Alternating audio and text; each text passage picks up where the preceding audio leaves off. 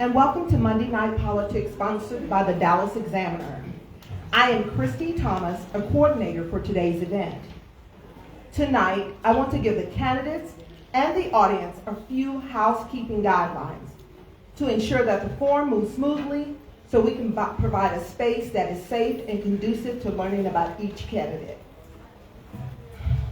Candidates, you will have 2 minutes for your opening and your closing statement to answer questions from the moderator and the audience. Our guest timekeeper tonight is Yakora Gray. She will provide a placard to inform you of your time you have left to answer questions given. Candidates, this time should be spent talking about how you will implement your plans and your goal for the seat if you are elected. Your time should not be spent talking about your opponent and their shortfalls or their issues. Please remain respectful throughout the forum and respect the space that has been donated to us for the purpose of educating our community on political candidates. Now to the audience. We are so thankful for your presence. We ask that you formulate your question where it pertains to all candidates. You will be allowed 1 minute to ask your question, and only one question can be asked to allow time for others in the audience to ask questions. Again, please be respectful to prevent from interruptions that could cause us to run out of time and not hear from each candidate listed to speak tonight. Any member of the audience should line up to my right here, and you will be provided with a microphone so that everyone will hear the question you are asking the candidate. I want to thank you in advance for your cooperation and your interest in being more informed about candidates running for office in your community. The Dallas Examiner has been presenting Monday Night Politics, Meet the Candidate, for 15 years prior to major elections. I want to stress that all candidates are invited through email invitation. The Dallas Examiner does not endorse candidates. We could not do this alone. Our sponsors are nonprofit organizations, too many to name: All Black Sororities and Fraternities, the NAACP, the Links, and the African American Museum. Our moderator for tonight is Eric Wilson. Eric served on the Dallas City Council and is very familiar with city government and the community. Lastly, please silence your phones, and video recording is prohibited, as well as pictures. On behalf of Molly Belt and the Dallas Examiner, we would like to thank you again for attending Monday Night Politics, Meet the Candidates. Thank you. Good evening.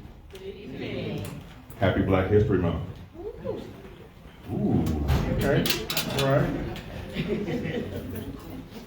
Before we begin, I just want to say, normally you see me in the suit, but because it's Black History Month, I want to just everything, every month, or as I was an educator, I would always inform my classes and let them know that African American history did not start with slavery. And one thing that I did not tolerate is that when we did programs for them to begin with slavery, our history started with kings and queens. Our history starts with us creating civilizations, creating pyramids that they still can't figure out how they constructed, creating governments such as what we're talking about today. So we have a rich history that we should be proud of, and we should not only celebrate African American history for these 28 or 29 days a year, we should celebrate it every day because we're all part of our history. We were trading with the Indians in Mexico 400 years before Christopher Columbus stumbled upon Cuba and thinking that it was America. 200 years before the Vikings discovered America. And we were doing it not in the big British ships that you see, but in canoes, trading back and forth on East and West Africa. So we have a breadth of history of creating civilizations where that we commune with one another, individuals that spoke multiple languages, so the intelligence is there.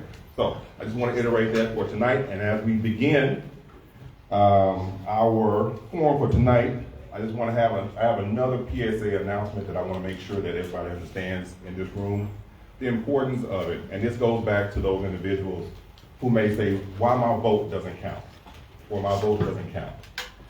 I don't know if you know about it, but raise your hand if you know about it. You know that in Georgia, there's a effort to disqualify voters for the upcoming 24 election. They have done so, they canvassed over 80,000 people and have disqualified 12,000. If you remember, how many votes was a certain person looking for? Okay. That same effort, and I'm saying this to be serious, in all seriousness, please check your voter registration status. That same effort is being done in Texas. Currently, right now, the effort is in East Texas, it's in rural areas, also in urban areas. And if you receive a letter or notice challenging your status, please respond to it, because that is how they're disqualifying individuals. If you don't respond to it, they will disqualify you. So that is a PSA. So please tell your friends, if you have family members like I do in East Texas, please let them know about it. In rural areas, it is real. This is an ongoing effort to disqualify voters. So, all right. So with that being said, let's start with let's get started with what we came here for. Now, the first individuals we're going to have up tonight, most of us don't like them because they send us a bill in the mail every year. And we got to pay. And we always have all kinds of questions about it. But even Jesus dealt with tax collectors. Yes, he is. Read Luke 19, where Zacharias gave his life. So we have some good individuals that understand the importance, but have a difficult job in that. So I would like to invite to the stage tonight incumbent James R. Amos and Elaine Campbell. All right. So before we begin, just to reiterate to our candidates. You'll have 2 minutes because there's only 2 of you, so we want to give you a maximum amount of time to be able to answer questions. Audience members, if you have any questions, please come this side. And I know this is a smart crowd. This is one of the smartest crowds that we've had, right? Yes. All right, that's what I'm talking about. Yes. So we're going to ask questions of our candidates. Again, if you have questions, please come here. Our candidates, we are here to inform our constituents about who we are as a candidate and not talk about one another. So when you ask a question, answer the question. And audience members, when you ask a question for both candidates, not just one. Make sure that both candidates can answer the question. All right. So with that, we'll get started. Ms. Amos, you'll be first. We'll start with our opening statement, and then after that, I'll ask questions, and then the audience will ask questions. Ms. Amos, you're up. Yes, just stay right there. Okay. Oh, they're gonna make me hold still. Okay. Yes. Good evening, I'm John R. Ames, and I am your Dallas County Tax Assessor Collector. And I have been for the last 15 years now. And so when I took office in 2009, let's just say I inherited a little bit of a mess, right? And so there was lots to do. We've made a lot of great strides since taking office. We focused on efficiencies and we focused on customer service. We've brought lots of things to the table that Dallas County didn't have before. We've made sure that citizens know when their tax bills are due because we actually send them out on time. So for 15 years, we've sent tax statements out in October as the code says they should. My predecessor failed to do that. I truly believe that if you get your tax bill in time, then you know what your obligation is and you can make plans. In addition to that, we have expanded payment options for people. When I first took office, you could only pay by cash or credit, cash or check. Well, who carries around cash and a check these days? Nobody, right? So we've expanded our payment options both at the point of sale, which means in our locations, and online. In fact, speaking of online, we now have online options. That didn't exist 15 years ago. So 15 years ago, you either had to mail a check into the tax office or you had to come visit one of the locations. That was not fun for anybody to do. And so now we have all kinds of options. We have grocery stores that accept vehicle registrations on our behalf. Over 80 different grocery stores that do that. We call them our neighborhood locations. We have an online payment portal where you can pay your property taxes. Where's my timekeeper, by the way? Oh, good, fantastic. We have a online portal where you can pay your property taxes. You can do your registrations. We've made it easier to do business with Dallas County. Because at the end of the day, like he said, nobody likes the tax collector. Nobody likes to get that bill in the mail, right? But when you get it, at least you know that it's accurate and you have options to do what you need to do. So I look forward to being your Dallas County tax assessor again, and I appreciate your support tonight. Thank you.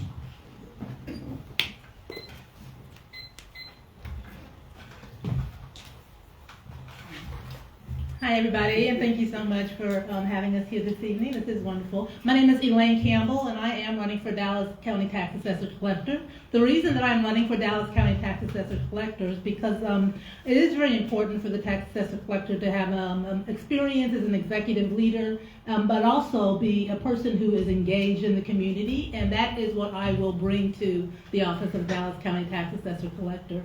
As I've been block walking and meeting people, and after I've decided to run, I have found out that there are still quite a few people who, especially first home buyers, who are not familiar with even the homestead exemption, with the other exemptions that are available to them.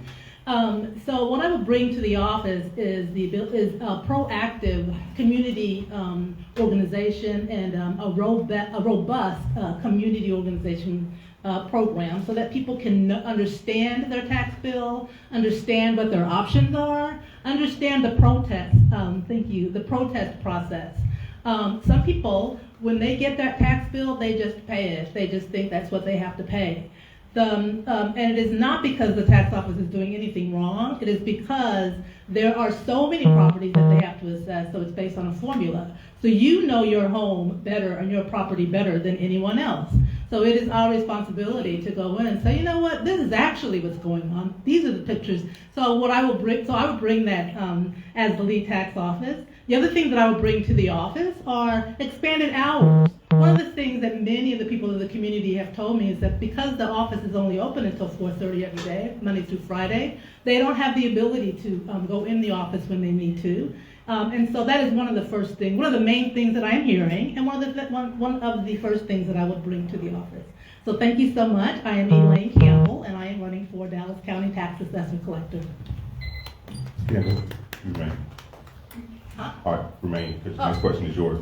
So you'll know it comes quick, so just remember that. Oh, okay. If you're second, just stay there, because the next question is No worries. All right. Okay, thank you. All right, so we'd like to do a warm-up question. So what motivated you to run for this position?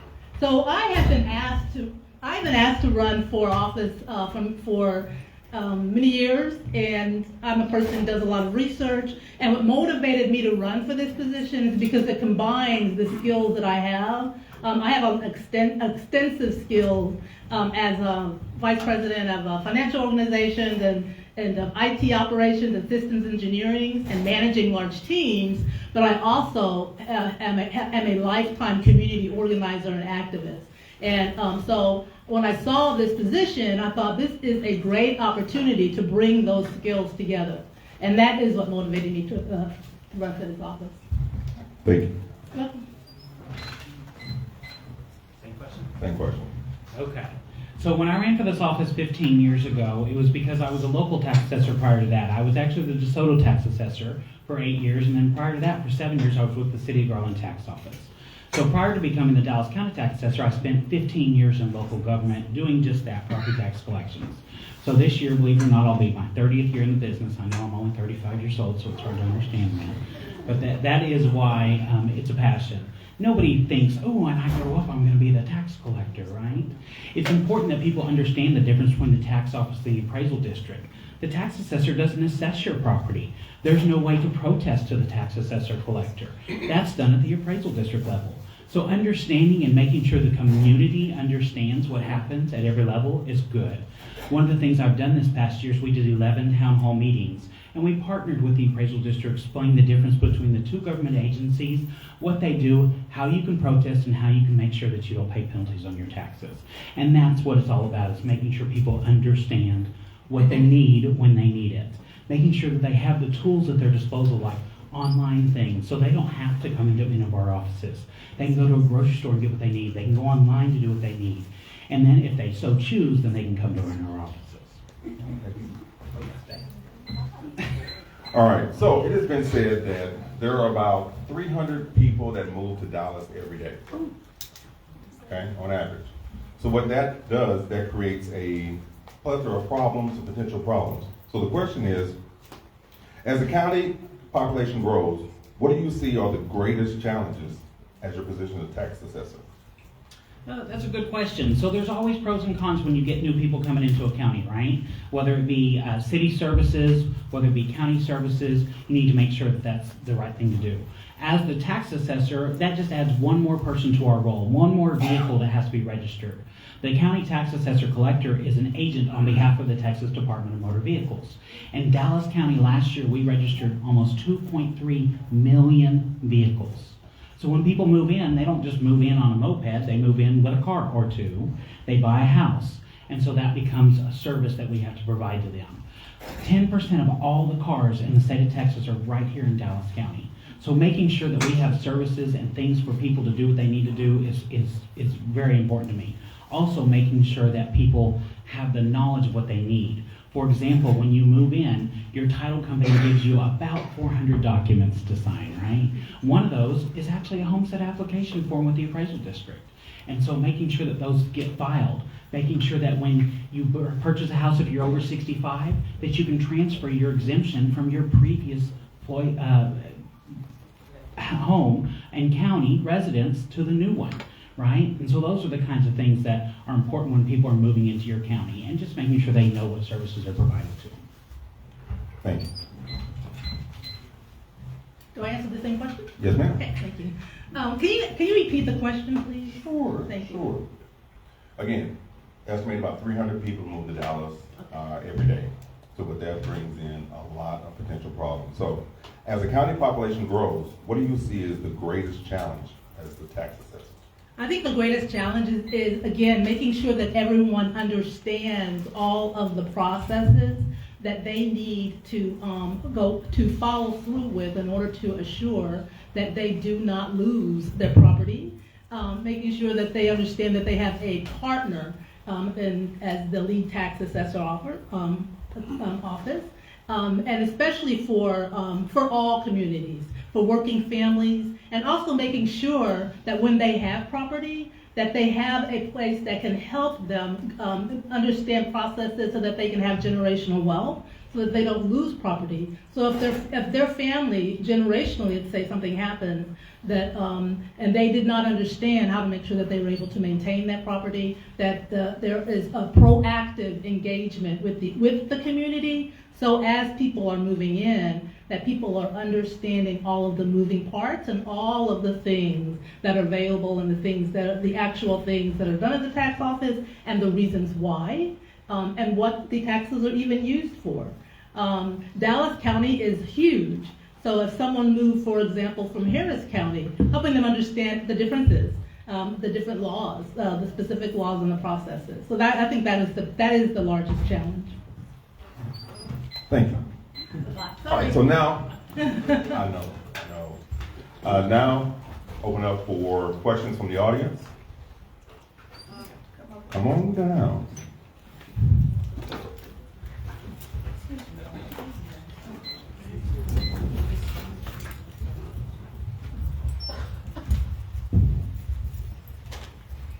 Hello, how y'all doing? My question is, when it comes to homeowners in low-income communities, I heard the gentleman say that you've done 11 town halls. Would y'all be willing to come to, I would say, low-income neighborhoods and do that, and do workshops? Because a lot of people in my community, they have homes that look like barns, and they're paying $4,000 on a house that looks like a barn, and they don't have any exemptions. And they're not understanding the process of why they're paying so much versus a brand new home in Plano. So would y'all be willing to come out to low income neighborhoods and do these workshops and really inform people about the taxes, so they won't lose their homes and they'll have an understanding of what's going on. Yes, absolutely. So one of the things that I would do is not just go in to have the workshop, but proactively engage with the community so that we understand who the specific leaders are. Generally in every community that I have been organizing in, there are a group of people who are consistent community organizers. So we want to make sure that we don't only have reactive meetings, but actually proactive, actively engaging with all communities, ensuring that the time that we go is actually appropriate for the community, that the place that we go is appropriate for the community, and that the people we send are appropriate for the community. There are some communities who need people who speak Spanish. We want to make sure that we have people who speak Spanish. There are some communities who need people who speak Vietnamese. We want to have people who speak Vietnamese. There are some communities who have a large number of incarcerated or formerly incarcerated people. We want to have people who understand that as well, of what that's like to have family in prison or incarcerated. We want to have people who have similar lived experiences, if at all possible, going into the community. So anyway, to answer your question, absolutely, yes, and proactively. Thank you.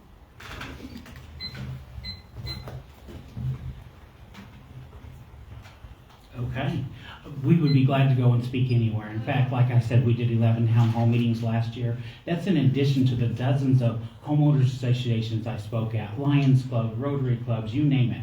If there's a realtor association that needs information, if you have a community that has a group of people that just need to know more information, we'd be happy to do that. One of the things that I put in place when I took office is every tax bill now gets a separate piece of paper inside that tax bill.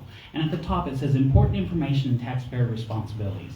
On the front of it is in English and on the back of it is in Spanish. That's not required by law, but that's what we put in there. And a lot of those things talk about how you file your exemptions, what appraisal district you should go to protest your values. Because again, you can't protest at the tax office. That's not what we do as a government agency. That's done in a separate government agency. Where to go to file your exemptions. That's information that we proactively give you when we mail you your tax statement every single year. In addition, if you were to go online and print one of those tax statements, guess what? The second page automatically comes out as that taxpayer information page. So we're happy to visit with any kind of community out there and help people. Let me tell you about one of the policies that I put in place when I took office. We do not sell people's homes. There is a law that allows you to sell property for delinquent taxes. When delinquent taxes come up and we send delinquent bills and then we turn them over to a delinquent agency and they make phone calls and they knock on the doors, and when it gets to the point where they have to file a lawsuit and then they have to take a judgment, eventually that property goes to a sheriff's sale. I do not sell any property that somebody is living in. We figure out, why are they having problems? Did they inherit the property and they need to get it in their name? Did they not have an exemption? They need to get that filed. I do not put people out of their homes, and I never have. I tell people all the time, I don't want your house because then I have to mow your yard, and I got enough to do already.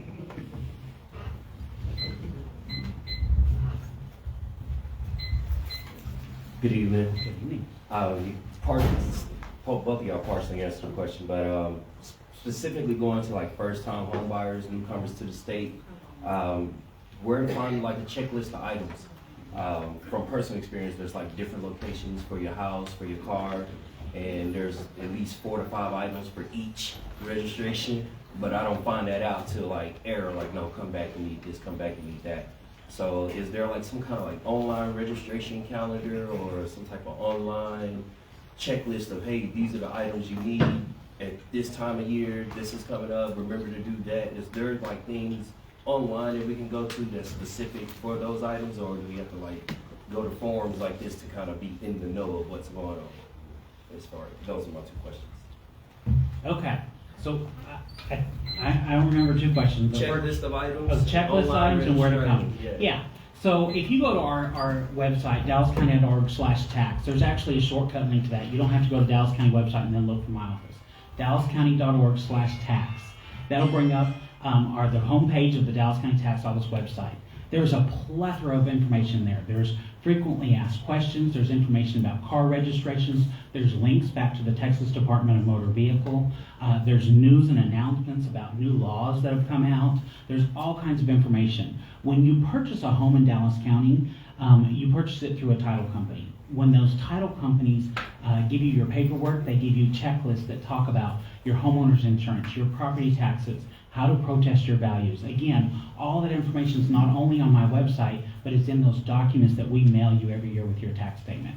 Vehicle registrations come directly from the state of Texas. They're mailed directly from Austin through the Texas DMV. But when they're mailed, then you can either bring them in, you can go online at that point to either the DMV or the Dallas County Tax Office, and you have all the information there for registering your vehicle. How many people know that or have heard that car inspections are going away?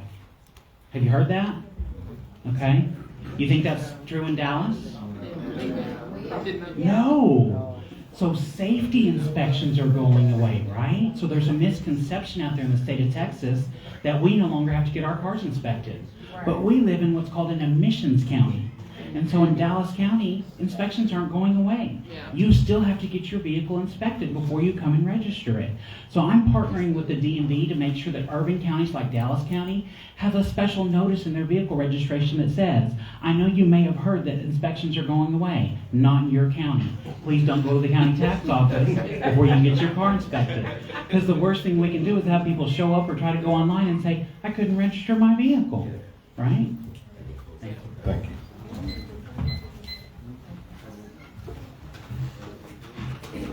So, to answer, the short answer to your question is yes, that information is available. But again, one of the things it's a good question, by the way, because one of the things that I am finding out as I'm going in to talk to communities is that is a common question.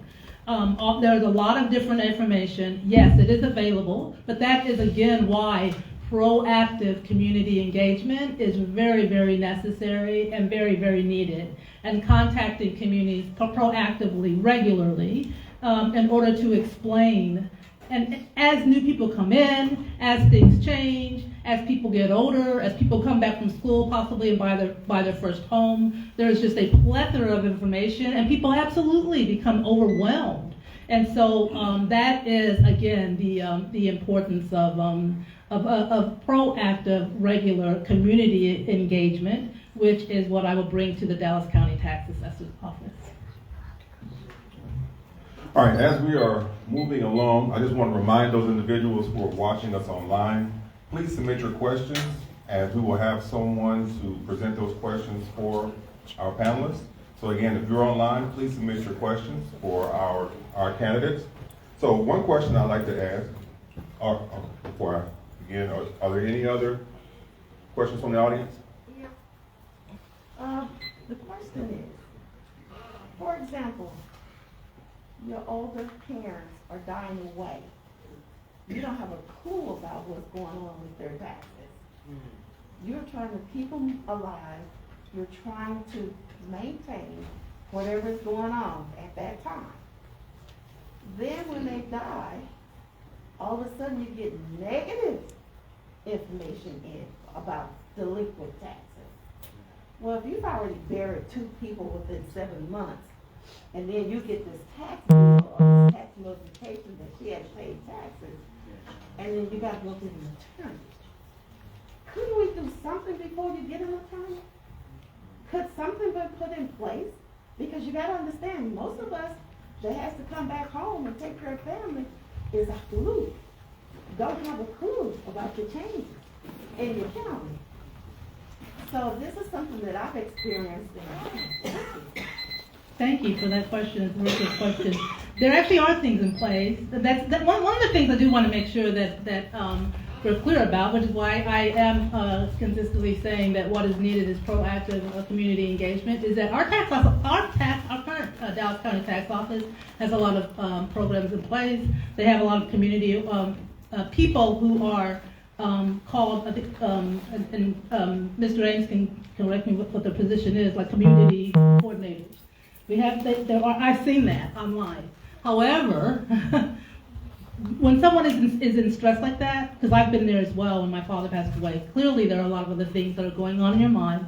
And so it is beneficial to have someone who is already known and with a partnership in the community with people who know, okay, this is going on with this person. We need to make sure that they understand what all of their options are, what is happening, so that we can hold their hand and have a lead tax official office who is actually in the community holding the hands of the people to help them through not just the good times when you purchase a home, but also the sad times when family members die. One of the things that we do want to help them understand the process is that they can maintain generational wealth and don't lose the property, and what needs to happen, and then partner them with other groups or other organizations so that they can have an understanding of that. So again, I'm sorry for your loss, and thank you for that question. Thank you. Good. Okay. So thank you for the question. It's very difficult when you lose a loved one, right? There's a lot of things going on. And the last thing you want to be thinking about is property taxes, right? Or anything else. And so once a year, I do a session with, in partnership with Friendship West Baptist Church down in South Dallas, and it's called Thy Wills Be Done. And one of the things that we talk about, I'm always a panelist, have been for about the last 10 years. One of the things that we talk about is the importance of having a will and the importance of telling people where that information is and what goes on. There's a function of the law called a tax deferral. And if you're over 65 and or disabled and you have the qualifying exemptions for that, you can actually defer your taxes to your death or the time that you sell the property. Now, I tell people all the time, if you're going to do that, tell your children. Tell your children. You'd be surprised how many people come into the tax office and say, I had no idea Mom, Dad had deferred their taxes for the last 10 years. Now, the good thing about that is when a deferment is in place and somebody does pass away, the law allows us time to give you to pay your taxes without penalties and interest. It allows us time, once the appraisal district removes your exemptions, to then send you a corrected statement and give you time to pay those without penalties and interest. And so we would never send anything to a delinquent tax attorney that by law doesn't have proper notification. So we will have notified the property owner, we will notify of the corrected tax statement and of the new tax liability. And at that time, I have a customer care center. I think that's what Ms. Campbell was referring to. My customer care center, and that is the largest call center in all of Dallas County. And those folks are there and they're trained to help you understand and walk you through that kind of situation. We don't know when somebody dies, right? You have to tell us. You have to trigger that for us.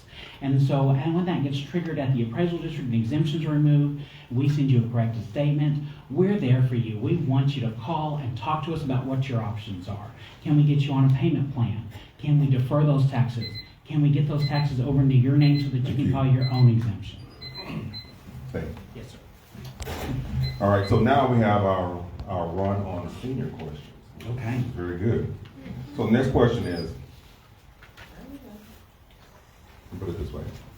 How does the tax office assist senior citizens whose homes are paid off with being able to pay their taxes if they don't have internet access? And what is the education? What education is provided for seniors? Okay. So seniors have a lot more access to payment agreements than anybody else. If you're over 65 and or disabled, we have what's called a quarterly payment agreement. And as long as you contact our office, when you get your tax bill in October, contact our office within the next 4 months. Say, hey, I want to get on one of those quarterly payment agreements. Even if you don't know what it's called, if you just say, hey, I need help paying my taxes, we'll probably say, you know what, you qualify for a quarterly payment agreement. Let's get you on one of those. You make your first quarter by the end of January. We mail you 3 stubs with envelopes already there that are color-coded so that when you mail them back, we know exactly what to do with them and where to put them. And then every other month after that, you get to pay your taxes in 4 quarters with no penalties and interest, which is great, right? I talked about the deferral a minute ago.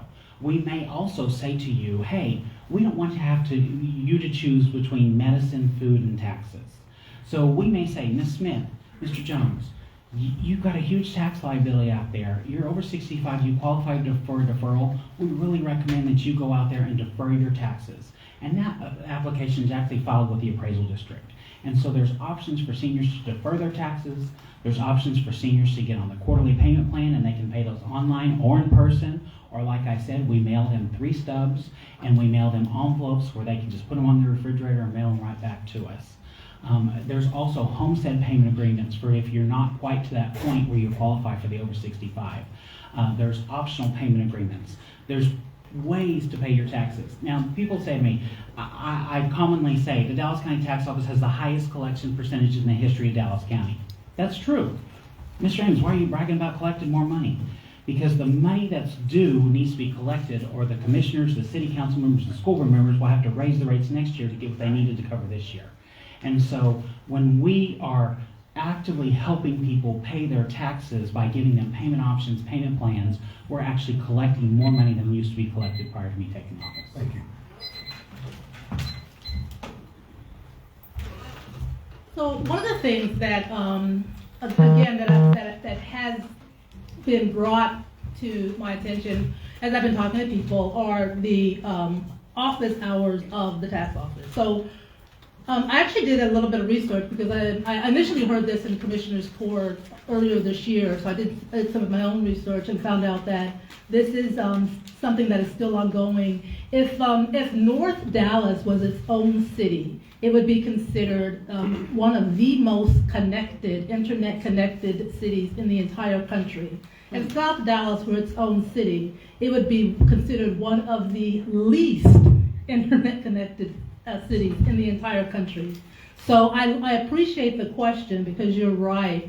Not only are seniors, but there are people that saying something is online does not mean that they have access to it regularly or when they want to. So one of the things that we would do is understand, working with the employees as well as the community, what type of extended hours are needed for the tax office, whether that be a weekend, whether that be later in the day, whether that be earlier in the day. And also understanding if there is a need for something like the Visiting Nurses Association to partner to be able to bring people if they need that, if they're not able to drive any longer, and online is not something that they are that's available to them or that they feel comfortable with. So those are some things some solutions that I would want to work with. It's important to work with the people who are closest to the problem in order to solution it. And so those are some things that or some solutions that because that is a common question that people have asked. So thank you. All right, thank you. Yeah, you have the next question. You have the next question. I know. You told me No, it comes quick. It comes quick. All right, so with that, we talked about solutions. We're talking about finding solutions, and we know that every organization, there's always a wish list. So with that being said, what would be one thing, if any, needed from the Commissioner's Court or state legislation to improve the efficiency of this office? Higher pay for the employees. If you're only going to say one, the employees are not paid enough. My opponent actually has asked for that, and so, but that is something that is in the corner of the commissioners, and so that is if there was only one thing, it would be higher pay so that the employees are actually making a real living wage, and right now they're not. So, Thank you. We agree on that. My employees need more pay, that's for sure. The commissioners have done a great job of studying things and looking to see who gets paid what. But at the end of the day, these are people on the front line handling millions of dollars every single day. They're handling legal documents every single day. And they are some of the lowest paid employees in all of Dallas County. Now, over the last 15 years, we have worked with the HR department, civil service, and the auditor's office to restructure and recategorize several positions within the tax office. And mostly that is just to retain those people, right? Because if Target is around the corner waving a little sign that says we're hiring and it's $2 more an hour than you're making over the county, it doesn't matter how good our benefits are at the county, and they're excellent. It doesn't matter how good all that things are. If I've got a single mom who's got 3 kids and she's having to choose between daycare or putting the gas in the car, she's trying to get $2 more an hour, right? And so that's one of the things we agree that higher pay, and that's something, the Commissioner's Court will tell you, I don't ask for a lot of things. I don't ask for a lot of employees. I don't ask for a lot of extraordinary things. I ask for what's needed to do our jobs. Every year when we go to our budget hearings, the county administrator, I'll say, you know, we need $10,000 more in office supplies because the cost of toner's gone up. And he goes, that's it? That's all you want? I said, yeah, we're making do with what we have, but we're also working towards creating efficiency so we don't have to ask them for more. Now that doesn't mean I haven't always never asked for anything. When we need something in the tax office, I ask for it. And I prove why we get it. And I also remind them, we collect $8 billion a year in the Dallas County Tax Office. We are the main revenue source for Dallas County and most of the local governments that I collect for. $8 billion a year. So do I need the tools and the resources for my team to do their job? Absolutely. Do we have them? Yes, we do. Has the court been good to us? They absolutely have.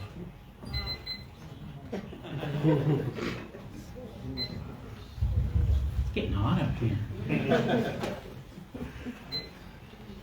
My question to y'all is, this evening, the theme was about accessibility.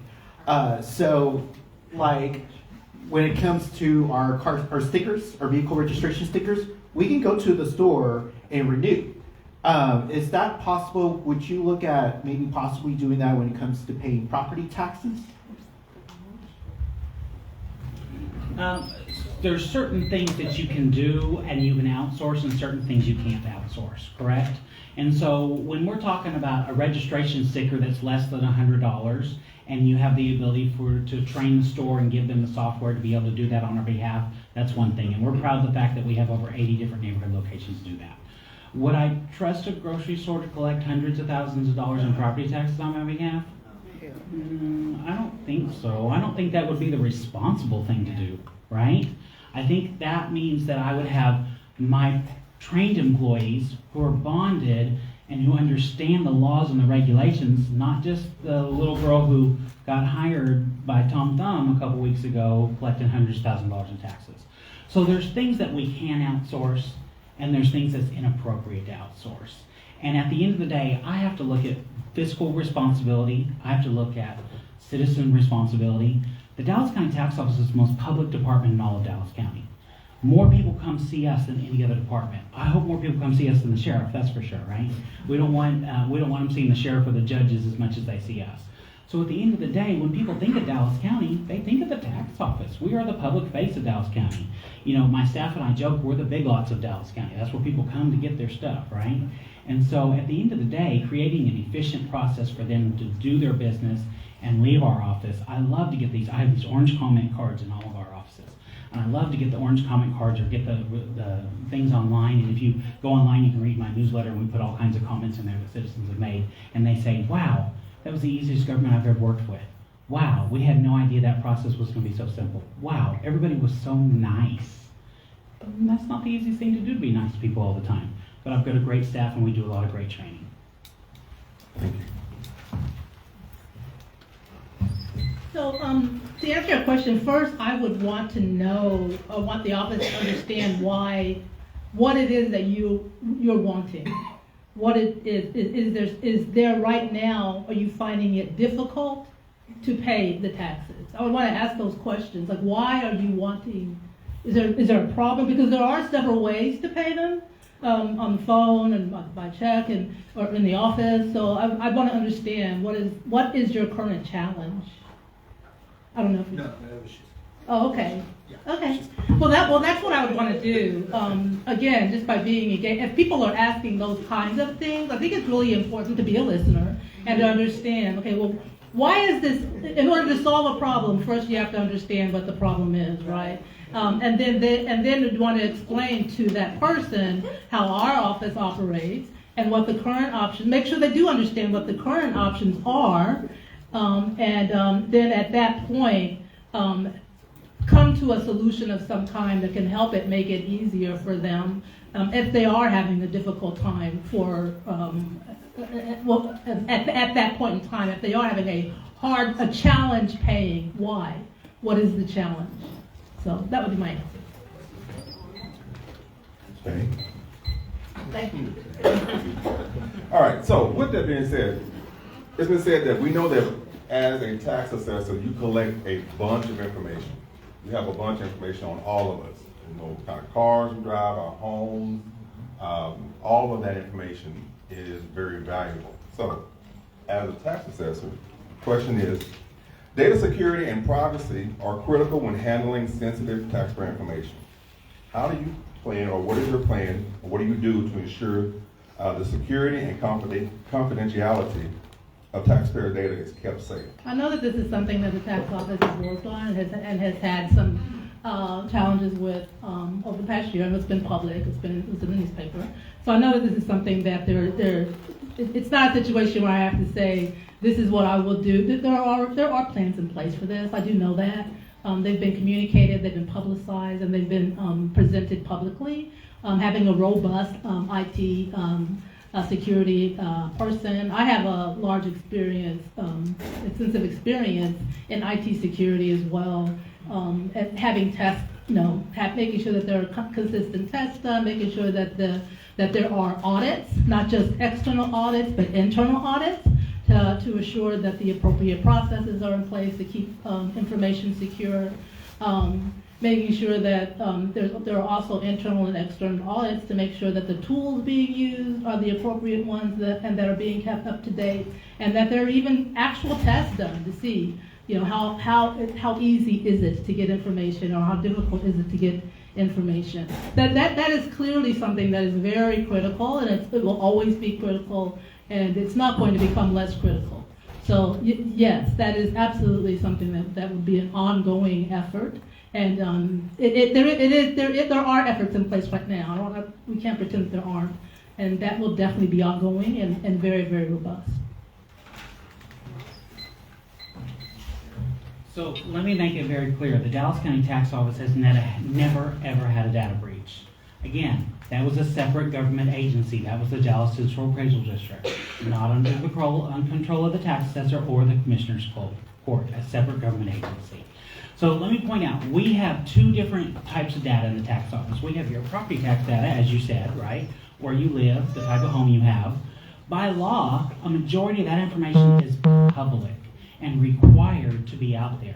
You can pull up my website at dallascounty.org, you can pull up the appraisal district's website, and you can search anybody's address and see who owns the property, how many bedrooms are in the property, what their value is of the property, and what their taxes are.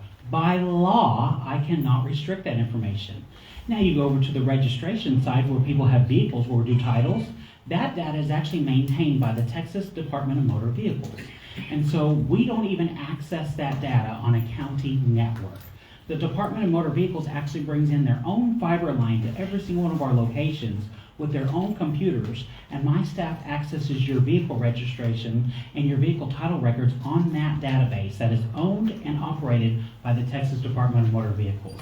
Again, never ever has the Dallas County Tax Office under my tutelage had any kind of cyber breach. That being said, it's not a question of if, it's a question of when, right?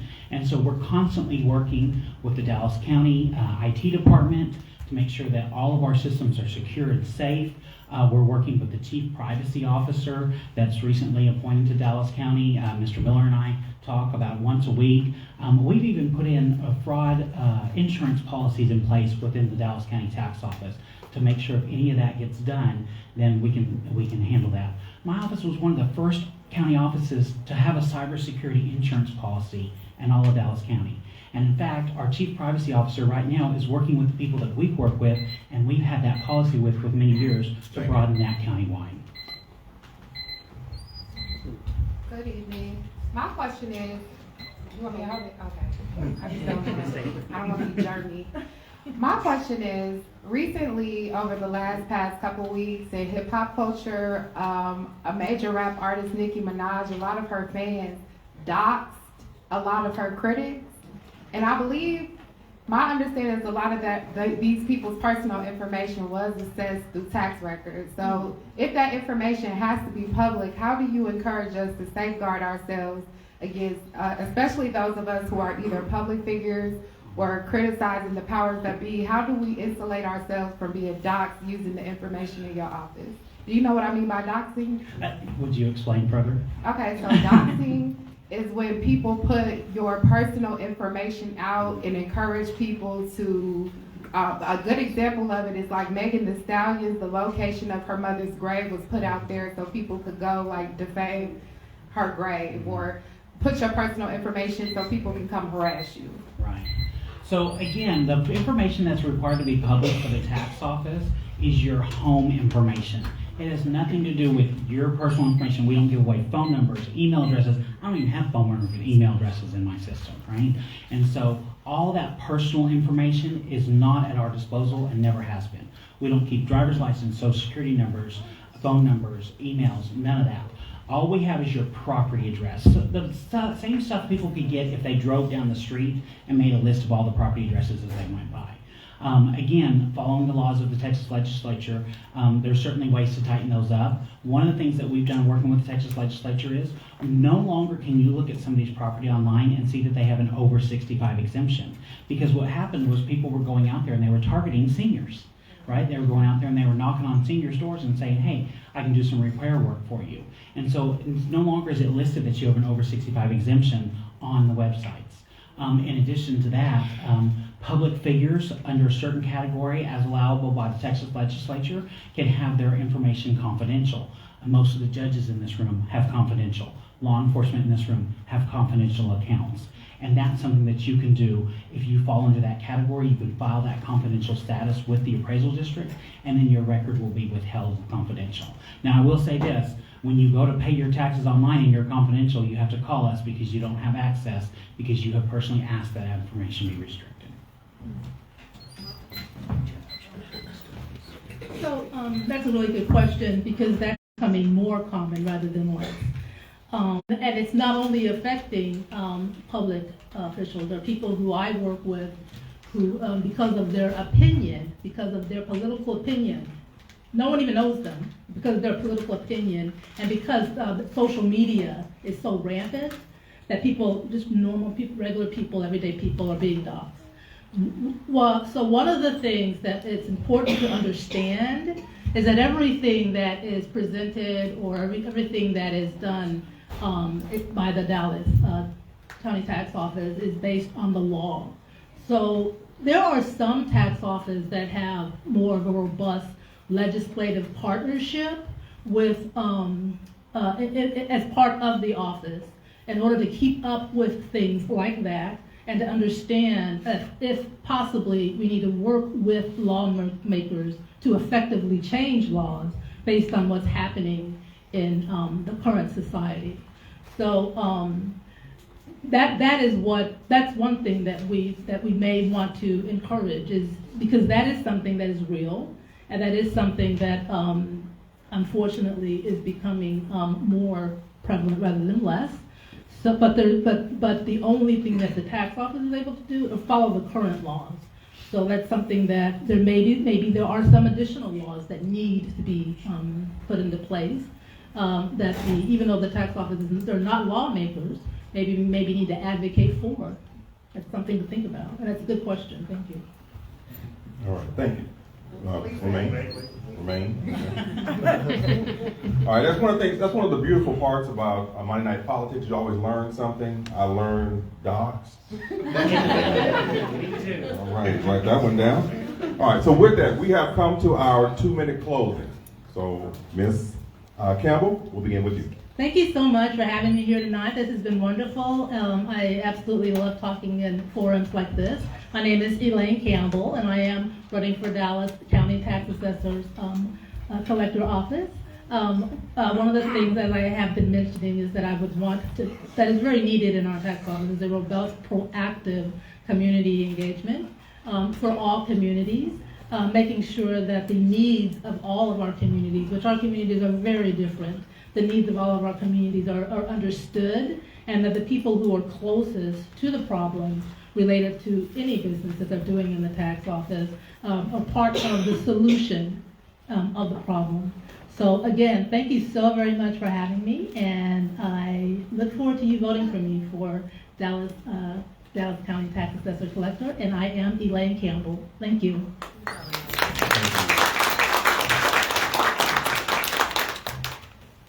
Well, first of all, let me just say thank you to Ms. Belt and the Dallas Examiner for hosting these. I've always enjoyed coming to Monday Night Politics, whether I'm on the stage or in the audience listening to what's going on. So, Ms. Campbell has been a great opponent. She doesn't say mean things about me or the tax office, and I appreciate that, and I want to thank you for that, which is great. I am John R. Ames. I'm your Dallas County Tax Assessor Collector. I have been for the last 15 years. I look forward to being for the next 4-year term. We've taken the tax office from good to great. We really have. But as one of our commissioners will say, we're not done yet, right? We're not. And so there's always things that we need to do going forward. There's always improvements that we can continue to make. There's always new technology out there. This week, in fact, tomorrow, my office is doing a pilot program with the Texas Department of Motor Vehicles for dealerships within Dallas County. We have 2,600 car dealerships in Dallas County, and we're piloting a program for the entire state of Texas to get these dealerships moved onto a web dealer program, which is an internet program, so that when you buy a vehicle in a car dealership, then that car dealership can go and do all their transactions online. That's the kind of innovation that I brought to Dallas County. We talk about working with the state and our legislators. When the law was passed in the 3rd special session for property tax relief, I had legislators on the phone with me and the governor's office on a Sunday afternoon asking about wording for that law to make sure that it could be implemented properly at the county level. Those are the kind of relationships that I've built over the past 15 years.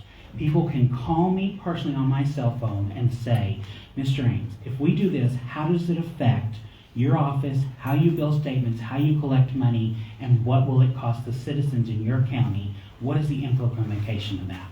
And that's why you got your tax bill with the reduced amount this year prior to the election. The original law said, mail them a tax bill, have the election, then mail them a refund or a new bill. And I said, no, that doesn't work. So having relationships like that really works. John R. Ames, your Dallas County Tax Assessor, your friendly neighborhood tax assessor. All right, let's give our candidates a round of applause. Thank you. Thank you. Thank you. All right, as we transition to our next set of candidates, when does early voting begin? 20th of February. Through? March 1st. All right, let's check. I just want to make sure. All right. So next we have our Chief Justice, 5th Court of Appeals District. We have Justice Denise Garcia, Judge Stacey Williams.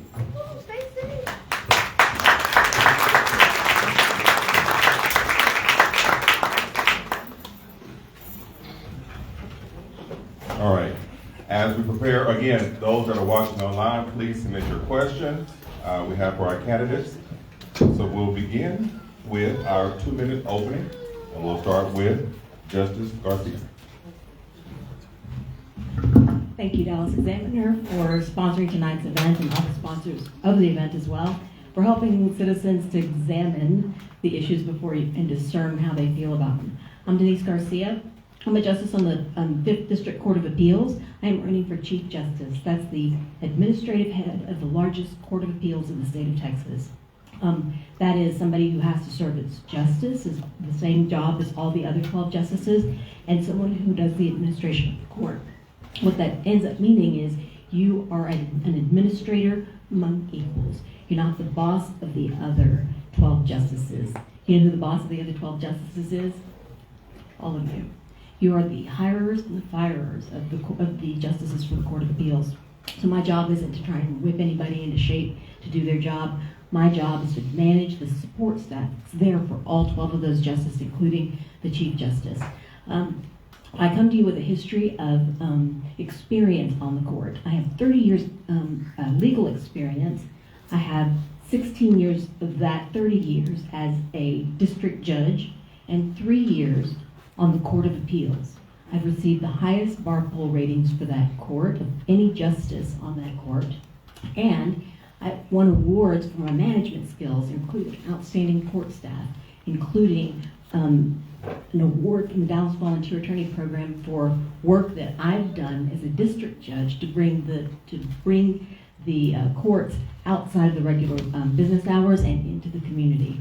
I look forward to answering and entertaining your questions. Thank you so much for being here tonight.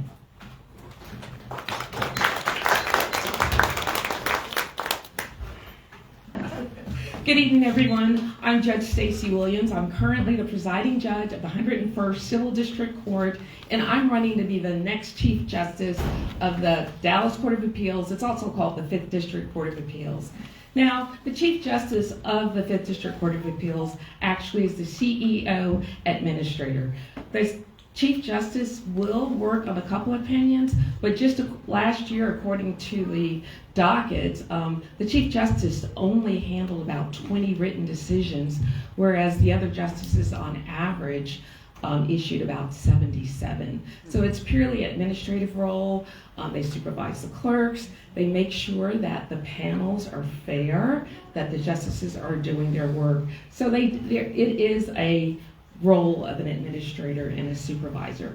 Also, if necessary, the chief judge will go down to Austin to lobby. Leadership is also about education. I'm a graduate of the Georgetown University Law Center and Smith College with a degree in economics. I also did special studies in economics at Yale University. What really helps with my management experience is that I've been certified as a senior professional in human resources.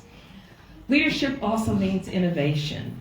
When I ran back in 2014, people came up to me and said, when you run, don't put me in jail. And I'd say, well, I can't put you in jail because I'm a civil judge. I created the Citizen Civil Academy, a free nonpartisan program to educate citizens about the civil court process. Since 2015, we've educated over 350 citizens in over 13 locations across Dallas County. And guess what? I pay for that program with my campaign funds. So it's truly a program for the people, by the people, and it's throughout the whole time. It's not just during election time. I look forward to talking to you more about my experience and why I, Stacy Williams, am the best candidate to be Chief Justice of the 5th District Court of Appeals. If you will remain, please. Oh. Yes, it's going to go by quick, so I'll be mindful to help you out. All right, so with that being said, my first question I'd like to ask, most of us, we've heard you all speak, but most of us may not understand all the legalese that have been spoken. I don't know about you, but my degree was in business, so it wasn't in law. So if you would, could you explain to us how one of our cases would come before you, and what exactly the type of cases would be before you? Okay, how many minutes do I have? Two. All right, so in Texas, we have 6 levels of trial courts. We start at the bottom with the Justice of the Peace, the municipal courts, we have the county courts, then the district courts. The district courts are our main trial courts. So in a district court, we take evidence, we listen to the jury, will usually make a decision, we have witnesses. Based on the jury's decision, or sometimes the judge will make a decision, if you're not happy, you can appeal to the 5th District Court of Appeals. The issue is when you appeal to the 5th District Court of Appeals, you don't get to add new evidence, you don't get to bring in that witness you just found out about. It's a review of the transcript of the evidence that's been admitted to see if the trial judge has committed any error. If you don't like that decision, there's a possibility of you appealing to, if in a civil case, the Texas Supreme Court. The problem is the Texas Supreme Court does not have to take your appeal. So when it's at the 5th District Court of Appeals, we're sometimes referred to as the court of last chance, because you can appeal to the Texas Supreme Court. They might not take your appeal. The 5th District Court of Appeals also hears criminal cases. Those cases are appealed also to the Texas Court of Criminal Appeals. And I know it's confusing because in Texas, our Supreme Court doesn't only hear civil cases.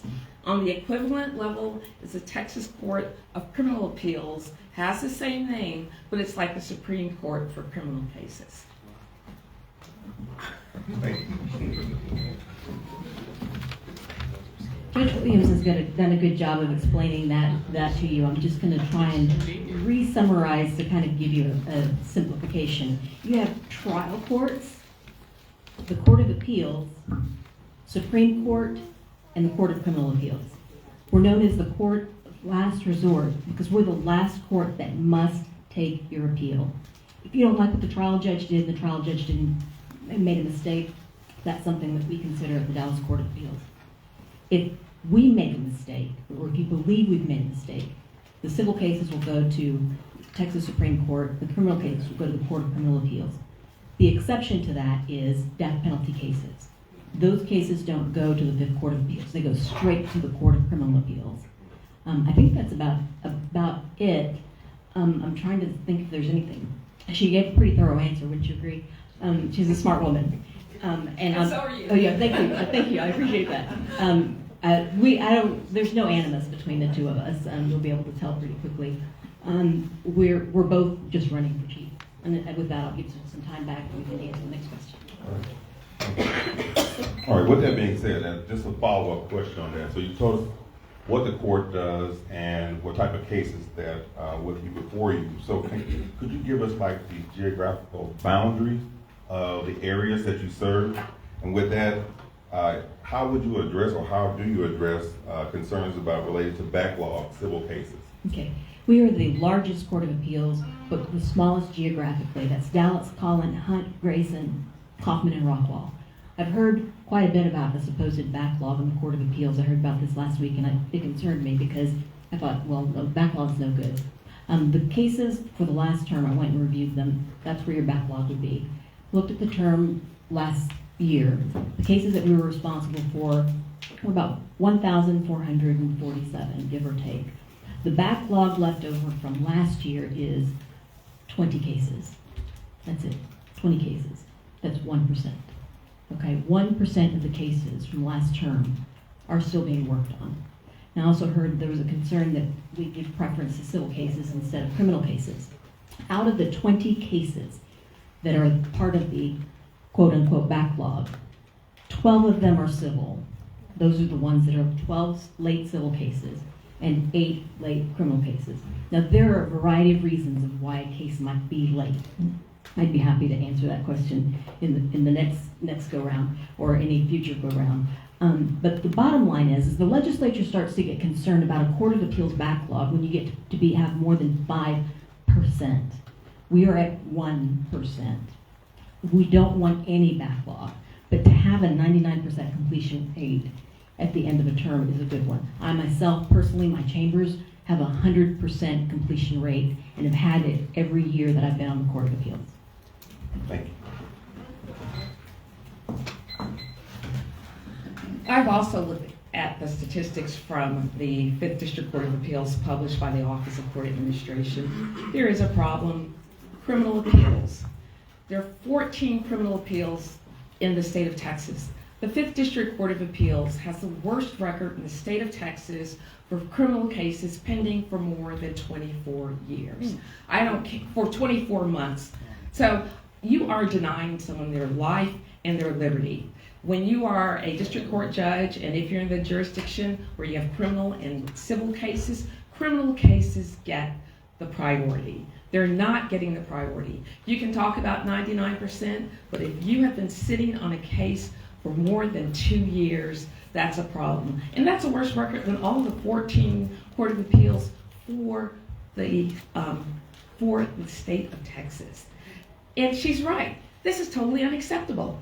They have 13 justices, more than any district court of appeals in this state. They have 33 staff attorneys. There is no reason why this backlog exists. So you can say 99, 98, but when you look at 6 cases that are still pending more than 2 years, the worst record for the state of Texas, we've got a problem. I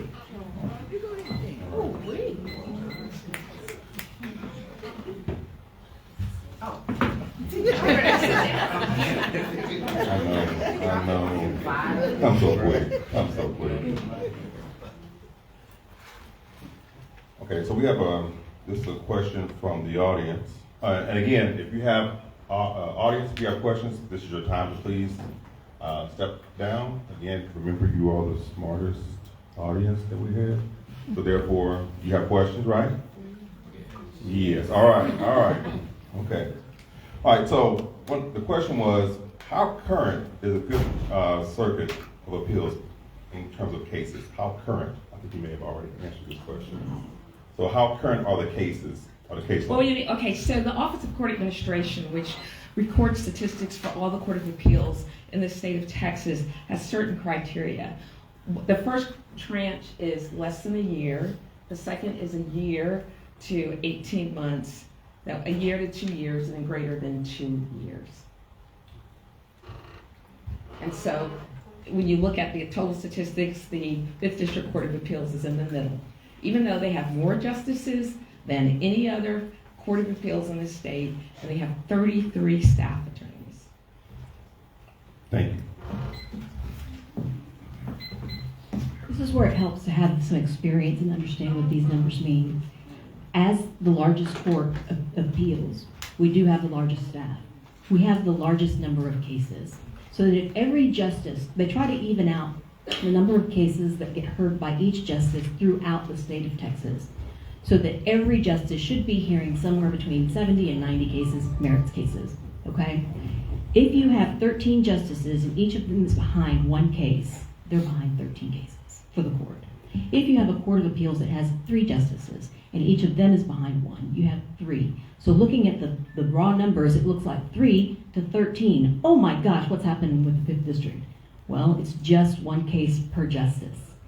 So 20 cases represents the number of cases spread out over 13 justices. Now, again, I don't like being behind. That's why my record's always been 100%. And I think it's important to understand what a judge's record is from their past. What have they done in the past, and that might be a good predictor of how they're going to do in the future. I kept my docket clean when I was a district judge. I keep it clean as a justice. Now, those 20 cases can mostly be attributed to 3 justices on the court. Most of the other justices have all of their cases completed. Of the 3, and I'm not going to call them out by name because everybody has different reasons for why they might be behind. Of the 3 justices, 1 of them is not running for re-election. I can't tell you why. I don't know why. Maybe he thought the job wasn't for him. But he's not going to run again. So you have 2 other justices. You can kind of look at the records, figure those out for yourself. I think having a clean docket is really important. That's why I have always insisted on making sure that my dockets are done well. And that's why the Texas Center for the Judiciary has asked me to teach other justices judges throughout the state of Texas about best docket management practices.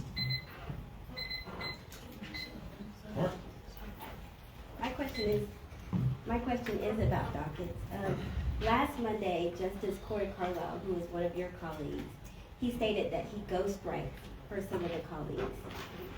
My question to that is because sometimes these cases have to go to, if the court does make a decision that they're not happy with, then they do have to file a motion for reconsideration or a motion for en banc.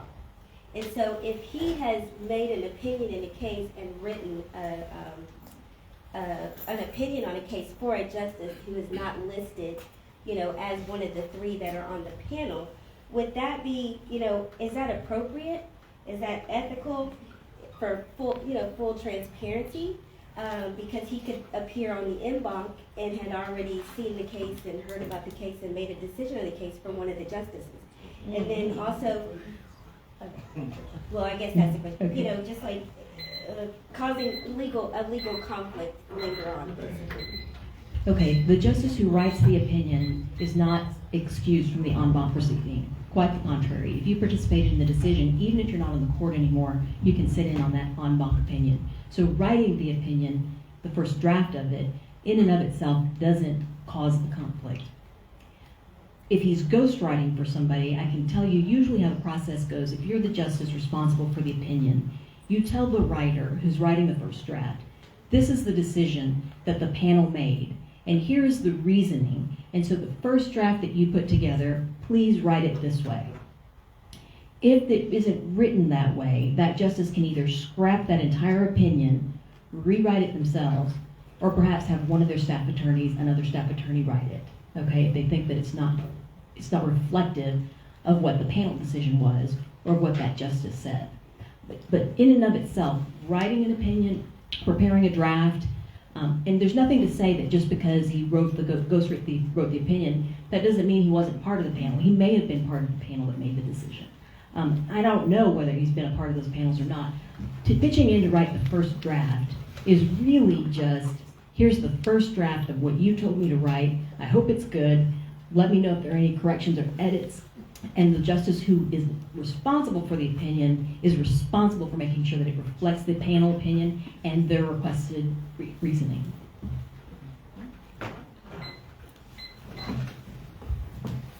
Thank you for that question. You as the citizens have a right to know who's writing the opinions for the 5th District Court of Appeals. You have a panel of 3, it should be one of the 3 attorneys. Drafts are usually written by the briefing attorneys, one of the 33 who work for the Court of Appeals. I think we're doing the citizens a disservice when someone else is ghostwriting. I didn't think of that term. He said it, said, I ghostwrite, because there are justices who are behind. Well, if there are justices who are behind, you know what? Then they need to be held accountable. Yeah. We need to know who's not doing their work. We need to know who is writing the decision. Because who knows, and maybe he's ghostwriting for a lot of the other problems that we hear about in the newspaper. It's not fair to the citizens. And when I become Chief Justice of the 5th District Court of Appeals, we're going to be transparent and honest with the citizens.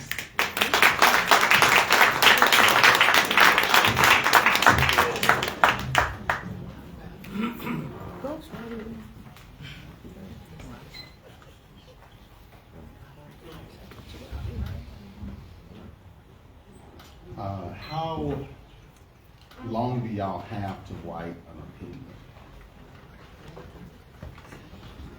I think as long as, what I would like to do, as long as the justices need to write it, but I think when you're getting next to 6 months, we need to check in and find out what's going on. Being a good Chief Justice is also making sure that the panel's assignments are fair.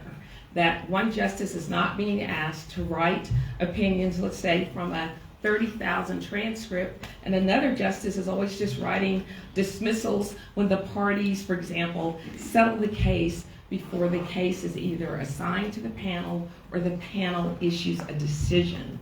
So it's a lot of work for that Chief Justice to ensure that the assignments are fair and that people are getting, the justices are getting their decisions issued. I have a real problem with those 6 criminal cases that are still sitting on their dockets, the worst record in the state of Texas. Because what I'm going to do when I become Chief Justice is find out who are those justices, and that's going to be their priority, getting those criminal cases resolved. I mean, that's worse than Eastland, Texarkana. It's unacceptable. Yeah. Totally unacceptable. So we've got to make people accountable.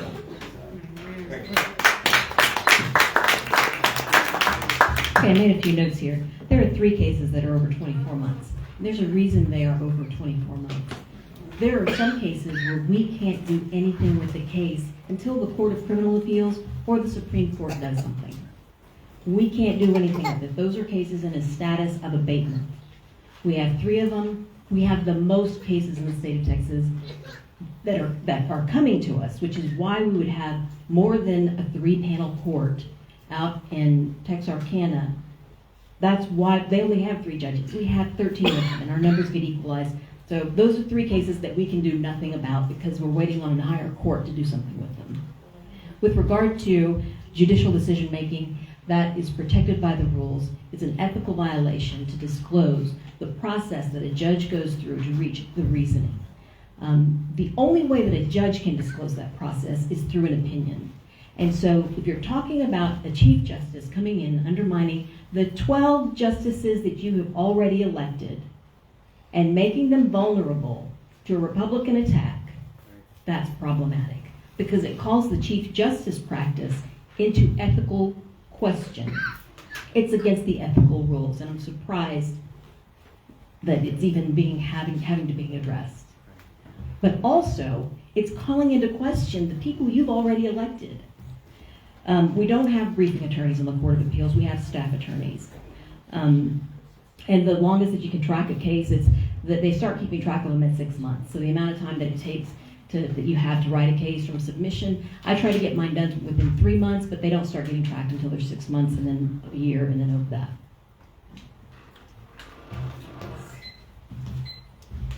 Oh, and I'm sorry. Go ahead. Okay. Good evening, judges. My question is about your legal background before you became a judge. The first part of my question is, where did you clerk? I can only do one. Okay, I can't do a compound question.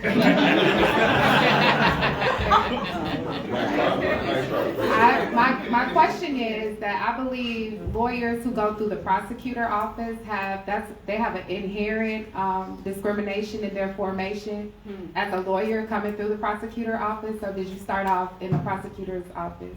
Thank you. It's Brittany, isn't it? It's Brittany. But yes, Brittany. I recognize you from my church. My husband was a pastor. Was a pastor at North Haven, and I think one of your groups met there.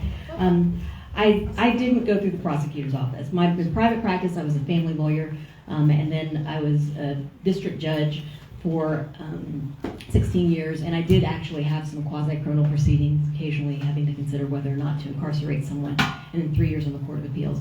My experience matches that of Carolyn Wright, who was the Chief Justice in the Court of Appeals. She had a family law background first, and then she was a family law judge, and then joined the Court of Appeals. And Linda Thomas, who was the Chief Justice before her, who was also in private practice for family law judge, and then on the Court of Appeals. And I think it's no accident that the family law judges end up being in the management positions for the Court of Appeals. You deal with a lot of conflict in family court, and you have to learn how to manage it well.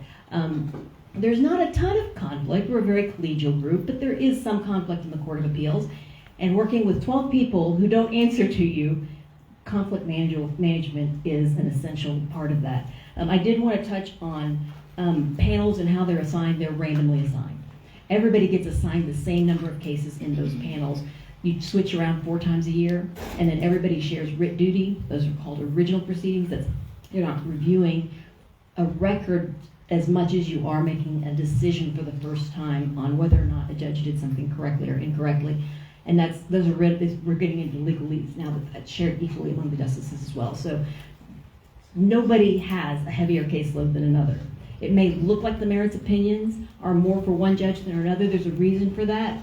If you have a question, it's a long drawn out explanation. If you have that question, I'd love to address it with you. But generally speaking, everybody has the same amount of work on the Court of Appeals.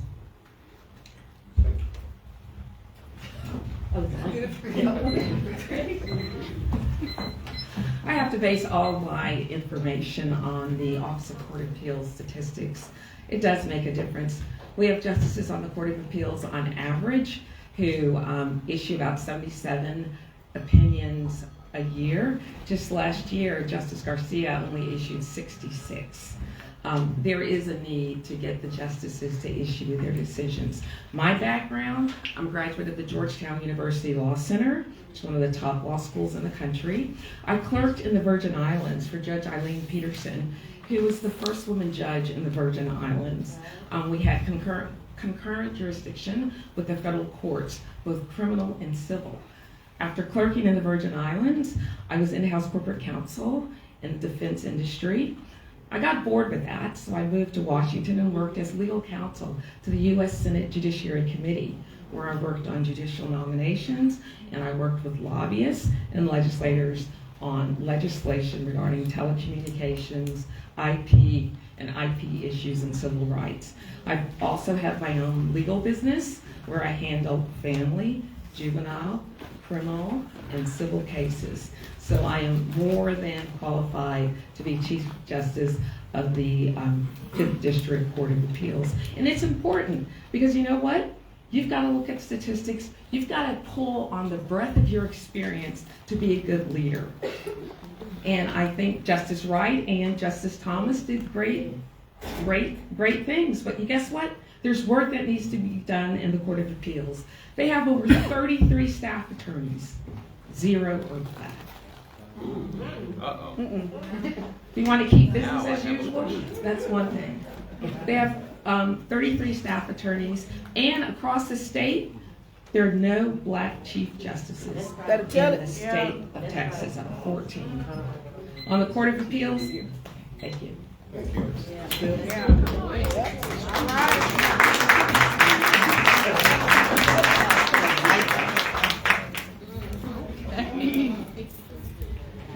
My name is Serrano Keith Baldier from the Dallas Falls News and the Dallas Judicial Review. So I'm going to walk this up to you. A lot of minorities don't have a lot of money when they go to court, and they don't know what the laws are, the rules are. You know what a standing order is. It comes up to the appellate court where you are. Okay, I'm not at the appellate court now. I'm a trial court judge. Hold on. Okay. You're going to be the chief. Get your question. So you're going to be the chief managing all these judges, I'm assuming, right? Is there anything that you can do, like a standing order, to speak to minorities who didn't have a lawyer and they get kind of confused by the lower courts because they're facing lawyers themselves? They're pro se. They're pro se because they can't afford it. Okay. And a lot of mistakes were made, and then it gets to your court.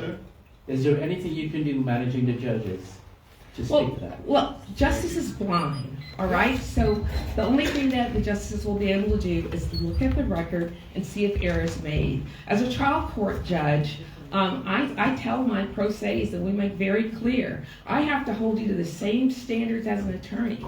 What I can do as a trial court judge, I'll say, I'm going to give you 90 days to find an attorney. You can decide to proceed, but I'm going to have to hold you to the same standards as an attorney, which means compliance with the Texas Rules of Evidence, Texas Rules of Civil Procedure, and any other applicable rule. So if someone decides to proceed with a trial and they make error, there's not much I can do, because that's the way the system is made. Maybe you can go to the legislature, but once it gets to the Court of Appeals, there's nothing that can be done. It can't be done at the trial court level. We've got to have an even playing field. Thank you. When I was in private practice, I went to court one day and I was watching a self-represented litigant go up to the judge and try and get an order entered. And they had an exchange, and I looked at the judge, and the judge asked the litigant, "Why don't you just get a lawyer?" And I saw the litigant look at the judge with this look of, "You don't know anything about me. You don't know about my life." And I recognized that look. It's the look that I'd seen on my parents' faces before when they had gone to court for any reason. And I understood it. And I remember sitting there thinking, that's a shame. Somebody should bridge that gap between the judge who's frustrated with the concerns that Judge Williams talked about, I have to be equal with everybody, and the litigant who needs to get justice but doesn't speak the language, doesn't speak the language of legalese. And then I had an epiphany. Wait, I can bridge that gap. I've won awards from Dallas Volunteer Attorney Program for my work with self-represented litigants. Keeping my court open longer. Last week I heard people say, I'll come in 9 to 5. I come in 9 to 5, and I stay later. That's why I got the awards. I took court off campus on a regular basis to meet litigants in spaces where they could prove up their cases, that is, finalize their cases if coming to court was too difficult. That's why I won that award twice. I take this job seriously, and yes, you have to have an even playing field.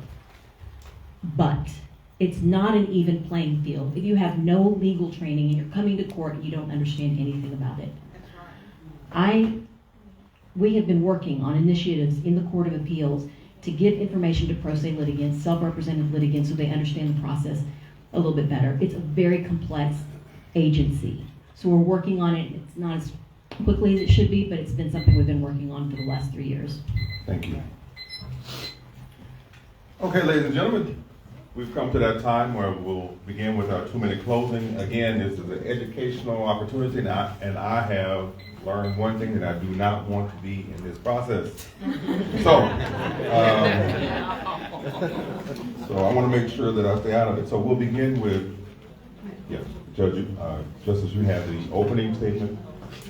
Judge Williams will have the beginning closing statement. So hold on, Justice. Okay. Yes.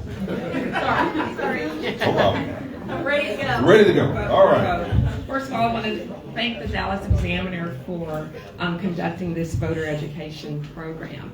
I am Judge Stacey Williams, and I am running to be the next Chief Justice of the 5th District Court of Appeals. I've mentioned leadership. Leadership is not only exhibited in education and experience. Well, I want to talk about you need someone who's going to go in and make a difference.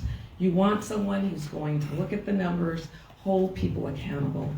We want someone who will make a difference. I don't want to come back 6 years from now and tell you that there are 33 staff attorneys and 0 are black. I want the staff to look like the 5 counties that we represent. We can make a difference. There are 0 Chief Justices who are black in the state of Texas for the Court of Appeals. We need to change the makeup of the staff. We need someone who's going to be the Chief Justice, who's going to work hard and make a difference. I've done that throughout my career with the creation of the Citizen Civil Academy, Coffee and Bagels with 101st. Please let me be your next Chief Justice of the 5th District Court of Appeals. Thank you.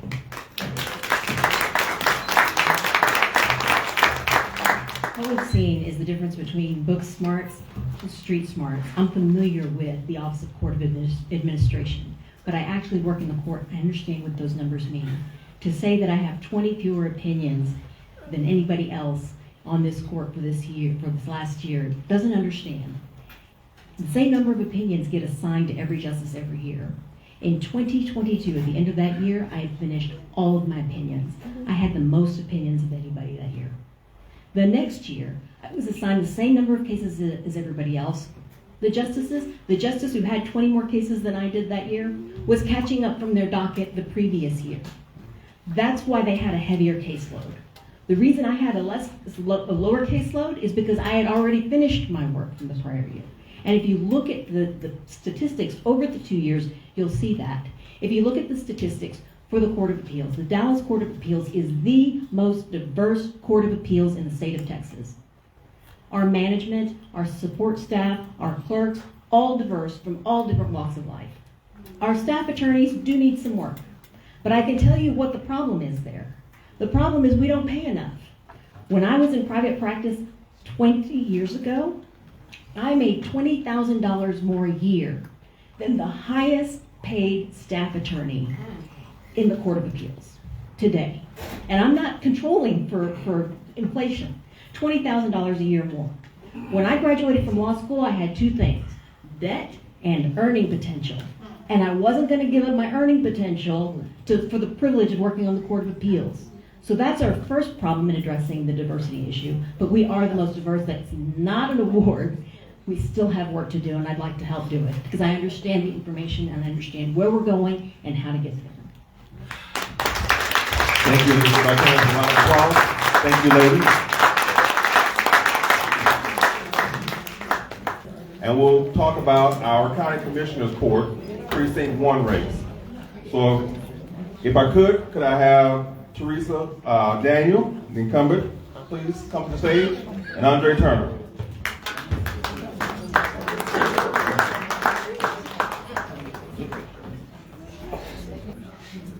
We only have one individual, so with that, Mr. Turner, you'll have 5 minutes per question. No, just kidding. Just kidding. With that, we'll still ask for audience participation. This will go a little quicker in terms of asking and answering questions. So we'll begin with our 2-minute opening. Mr. Turner. Good evening. I'm glad you guys stayed to endure. My name is Andre Turner. I am a retired probation officer with Dallas County Adult Probation Department for 28 years. Part of those 28 years, I've dealt with domestic violence cases. So I've worked directly with judges in the court system. When I retired, I wasn't through working. I decided to go back to my first love, which is education, which I'm teaching at Townview Law Magnet, criminal justice. For For 20 years, I sponsored kids from that school on my dime to get through college. A lot of them look like me. I gave them hope to make sure that, no, you need to be in college. And how we're going to get there, don't worry about it. We're going to get you there. We're going to take care when you get you there. But that was my passion. I am humble. I come from with education. It taught me the benefits of working in the community. The bulk of my profession has been in depth with the community, engaging. I sat on the city council board, police oversight board for 2 years, but prior to that, the Judicial Nomination Commission, to make sure that we had judges down there that were fair, that when people come up in the court, they're not afraid to talk to them because you have some people that are on the bench that look like you. And that was my passion for 10 years. I'm not afraid to work, and I'm woke to work. All right. Let's begin with our warm-up question. So what led you to run for this position? Well, being in District 1, if you drive down the streets, you're going to run into all kinds of potholes. No one's taking care of it. Safety concerns. Safety concerns is a big issue. Every now and then you'll see all this shooting going up in the air and no one's talking about it.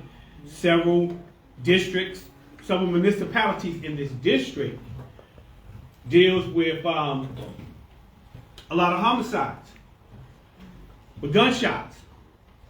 No one addressed the issue. I think, like I said, it was time for someone to be that vehicle, be that voice to the district, and not just a certain district, all districts. You know, Pleasant Grove, I live in the Grove, and I can tell what service we get in Pleasant Grove and what service we get in Lake Highlands. I'm gonna keep the 100. Oh, really? You know, and just based on my background, I believe in being transparent. I believe in being transparent with the community and keep the community informed and educated. It's a shame that as a grassroots candidate, you have to knock on doors. And when you knock on doors, the scenes will let you know. Before I can knock on the door and show my push card, they said, well, who you running against? Because if you're running against Price, I can't talk to you right now. Some of them are still thinking that Commissioner Price is our commissioner. And it's a shame. And that's where the education comes up in there. Town hall meetings. Let the community know what's going on in this community. Thank you. Again, if you're watching online, we encourage you to submit your questions for answer for our candidates. So again, if you're online, please submit your questions. Audience members, please prepare your questions. Prepare to ask your questions. One more question. How do you plan, yeah. Get the water. You get the fun part of understanding what it means to stand up here all day. All right, it's a pleasure sitting down. All right, how do you plan to address concerns about rising property taxes in Precinct 1, ensuring homeowners are not unduly burdened?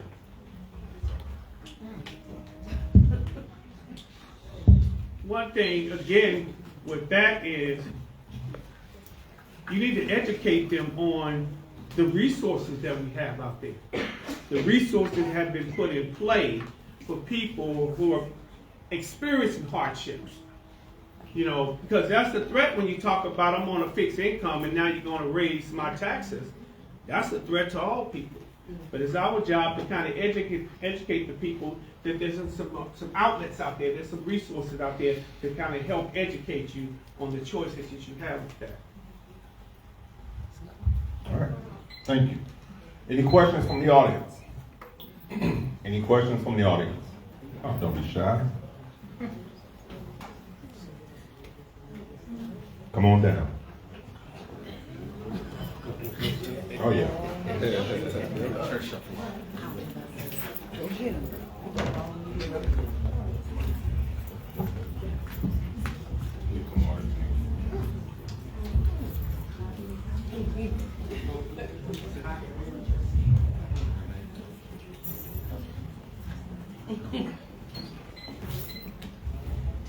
You mentioned the resources out there. Where are they accessible at? How do I access them?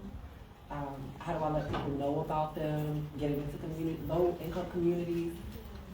Where are they available at? You know, that's one thing I believe in, to kind of tap into some resources. As a probation officer, I had to make sure some of our people that were getting home and was homeless had some housing. There's some different organizations out there that partnership with people who are making transitions. I have a database that we need to kind of look into, but there's several different agencies out there that assist in people who are having some financial hardships. What are the agencies in particular?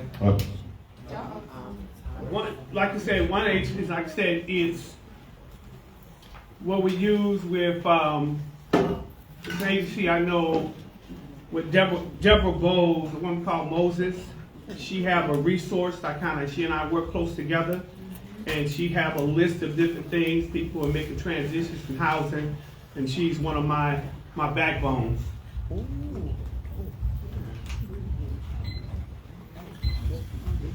Good evening, Mr. Turner. My question is, and I'm trying not to make it compound. I was trying to think before I came up here so I could be ready, because I won't tell me, but because where we're sitting right now, I think this may be 75215 or 210. We've looked at the escalation of house values shoot through the roof. So even though the governor is giving us a homestead of $100,000 that he's saying is going to save us money, if the house rates keep increasing, which they appear to be, because one of our mayors, Mike Routers, when he was mayor, said he didn't want any affordable housing within Dallas City proper, and it's happening right now. So that is true. People are being priced out of homes.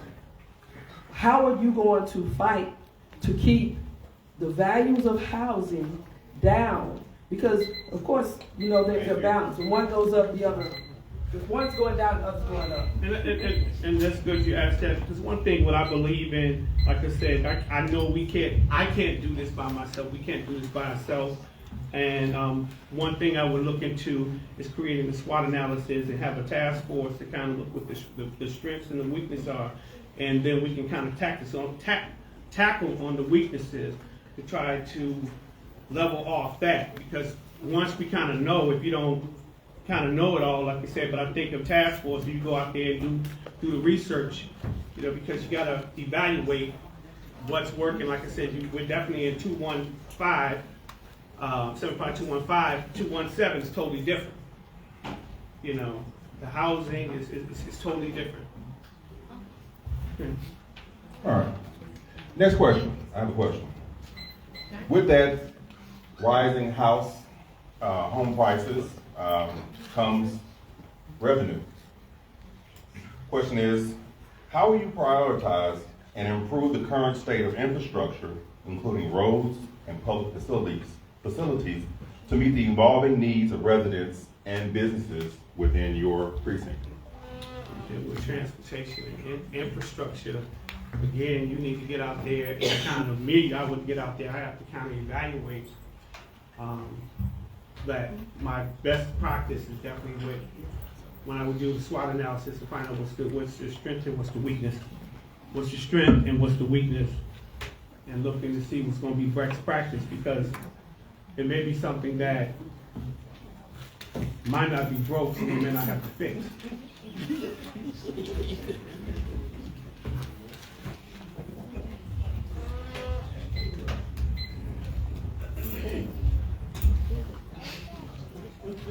So you talked a little bit about resources and education, so I'm curious, as it pertains to the office, what topics do you think that people need to be educated on specifically? I mean, people need to be educated on the position itself, that this position as a county commissioner is a surge to the community. You know, as a commissioner, you're working with your city council people also, who may have other resources, stuff like that. In this position, it's several different municipalities that's part of District 1. you know, and I would try to get all the city councils and the mayors in the city to work to, so we could kind of work together in collaborative effort for the best practice for people in District 1, the citizens in District 1. All right. You know, as a county commissioner, you often have to work not only with residents but business. So this question is, what initiatives will you undertake to enhance community engagement, ensuring residents and businesses have an active role in local decision-making, in the local decision-making process? Well, you always get that, I don't know, no one told me, when did it happen? Town hall meetings,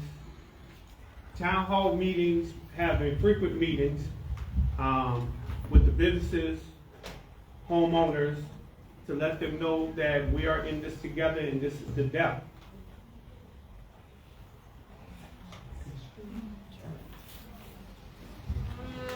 Thank you for coming out to meet us personally in the neighborhood. My question would be, like you stated, there are so many other collaborating municipalities that you work with, but there are so many senior citizens and other people that don't have internet in our communities that often don't get the knowledge or the information or know the availability of the resources. What method can you utilize to help with providing the resources and getting it out to them?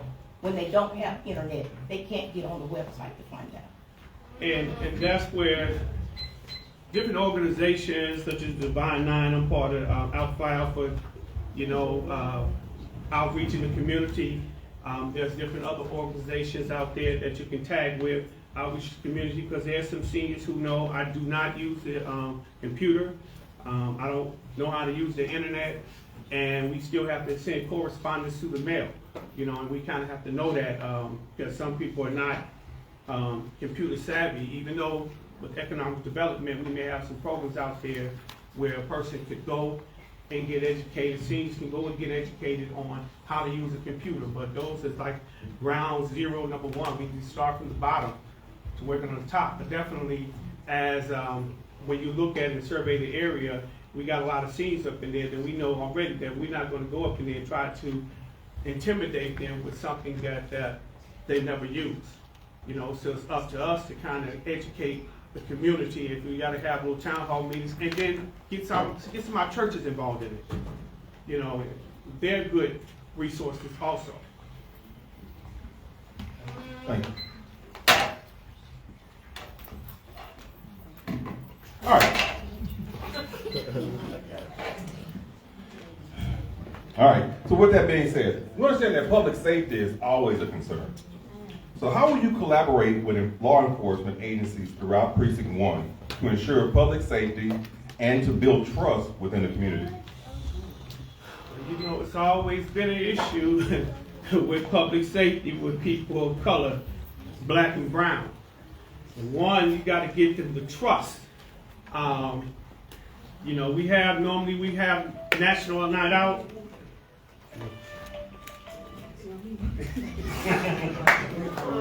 Say what? Come on, man. You know the rules. Normally we used to have National Night Out to try to build trust. We have National Night Out to try to build trust in the community. You know, we need to do a little bit more, because once the community don't trust you, and especially in law enforcement, it's a challenge. It's a challenge. And then, like I said, you know, just when we think that we're making some headway, then you talk about a shooting going on in Box Springs, you know, of a young kid, and that's just. But we still have to work at it. We have to work at it. We have to work at it and continue to build trust that they're not that bad. They're here to protect. But that's a challenge that across the board we struggle with because of the treatment that things have happened.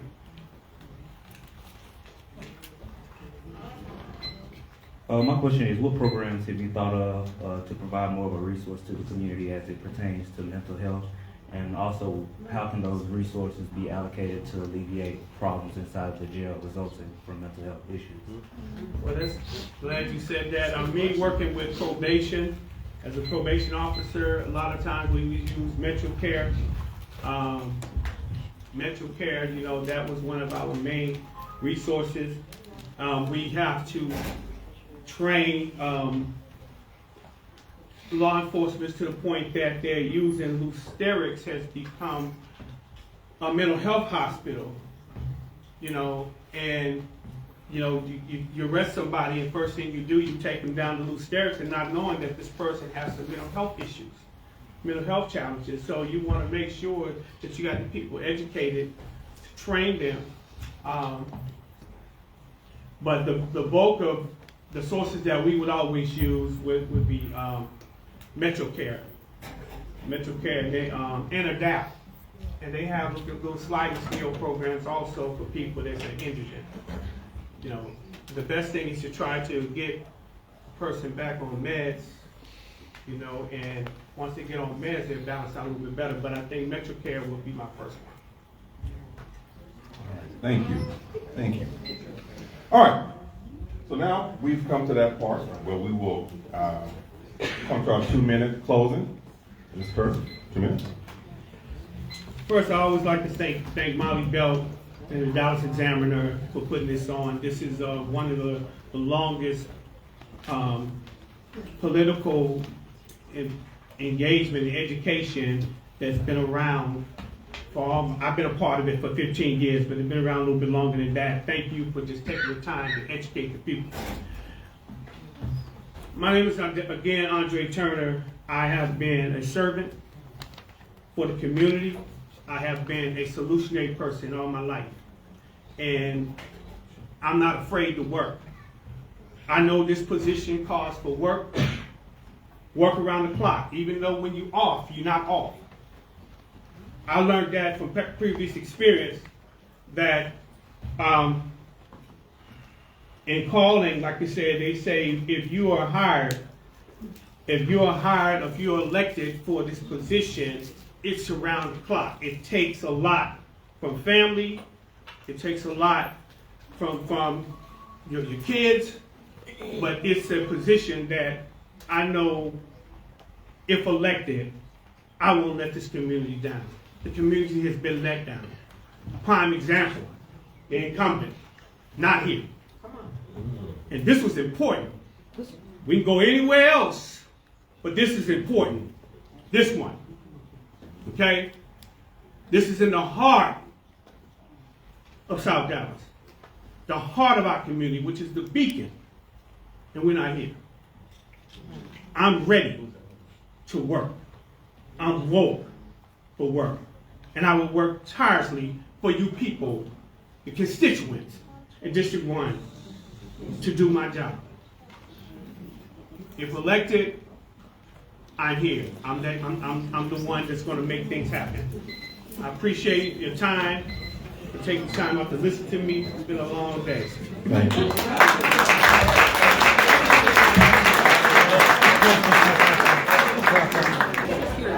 All right, ladies and gentlemen, we've come to our final form of candidates. Again, just before we leave, so what's the date for early voting again? Through? I just want to make sure you forget. Thank you. Thank you. Next, coming to the stage, we have the incumbents, John Wally Price and Mr. Derek Avery.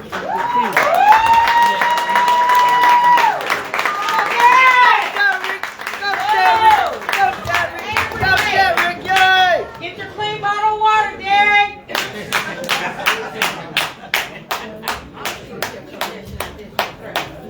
All right, again, those of you who are watching online, we encourage you to submit your questions for our candidates. And I want to thank you all for being here tonight, remaining here. This is probably one of the largest ones. Must be some good candidates you want to hear tonight. So, Come on, Avery. without further ado, we'll begin with our 2-minute opening, and we'll begin with Commissioner John Wally Price.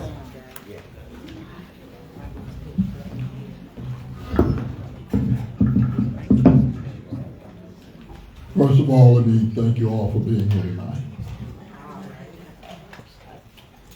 This is the second largest county in the state of Texas, 254 counties. This is the ninth largest county in the United States of America, over 3,100 counties. We have a budget. I heard people earlier talking about taxes. Out of 254 counties, we are the sixth lowest in terms of your tax rate. We have $1.7 billion all fund in terms of the taxes. We have $845 million in general revenue. Dallas County is 2.6 million people, 689,000 per district. District 3 is 70% of the county, 955 square miles. Nobody, but nobody. 15 standing committees. I chair 8 of them. I am full-time. I'm on the ground. And if you look, 70% of what Dallas County does is criminal justice. 20% is public health. I chair those committees. Jail sanitation, compliance, jail population management, and public health. I chair the behavioral health leadership team.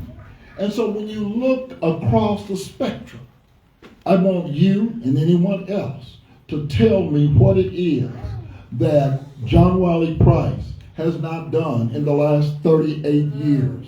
I have been on the ground every day, intellectually, in terms of the capital, about the county. I challenge. Thank you.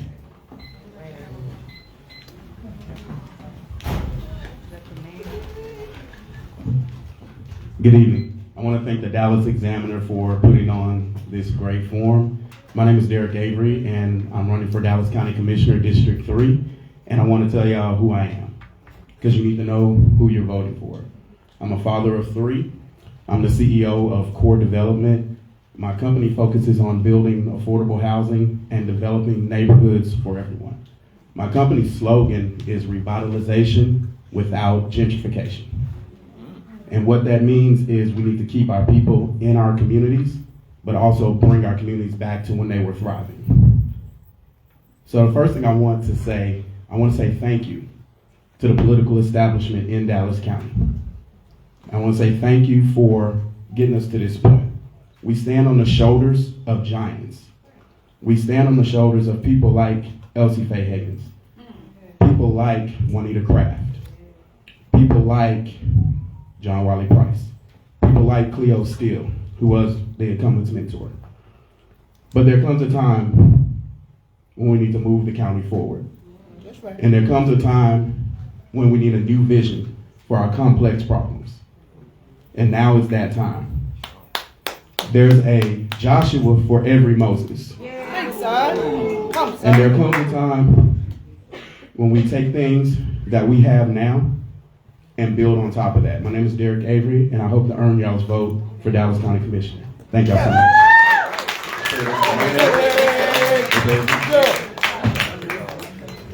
I get that. This is gonna come quick. So. All right. Not that you can see it 3 other times, but it's different when you get up there. All right. So we'll begin with the traditional question. So what motivated you to run for this position? So for me, one of the biggest things when I'm out in the neighborhoods, because I've been out in South Dallas building houses on the actual job site myself. I've been in Oak Cliff. I've been in the streets with the community. So for me, as soon as I got here, I noticed there were vacant properties. I noticed that there were a lack of grocery stores. I noticed that people were being taxed out of their properties. So for me, my professional experience as a real estate developer, as a property tax consultant, lined up with my lived experience. I used to be homeless. I've lived that life. I've lived at the lowest margins, but I've also become successful. So I've seen it from both angles. And I think that for me, what I bring to the table is something that we need to see more of in politics. We need to see younger people stepping up, That's right. not being afraid, That's right. because there are no seats that belong to people in the seats. They belong to the people in the community. That's right. Oh, hey, go, man. And that's why I'm running for Dallas County Commissioner. I hope to earn your vote. Thank you. Yeah.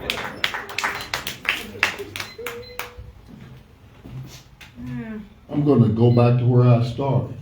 Tell me what it is in this seat that I have not done. Whether it's the community health needs assessment, the building of courthouses, the building of access in the community. No one on that court has championed more issues. When you look, and I'm going to start out by saying, I'm a Joe Biden supporter. You know why? Because we in Dallas County work on the margins. We work within the parameters of the tax base that you give us. Well, let me just tell you what has happened. With the ARPA Act, we got $511 million.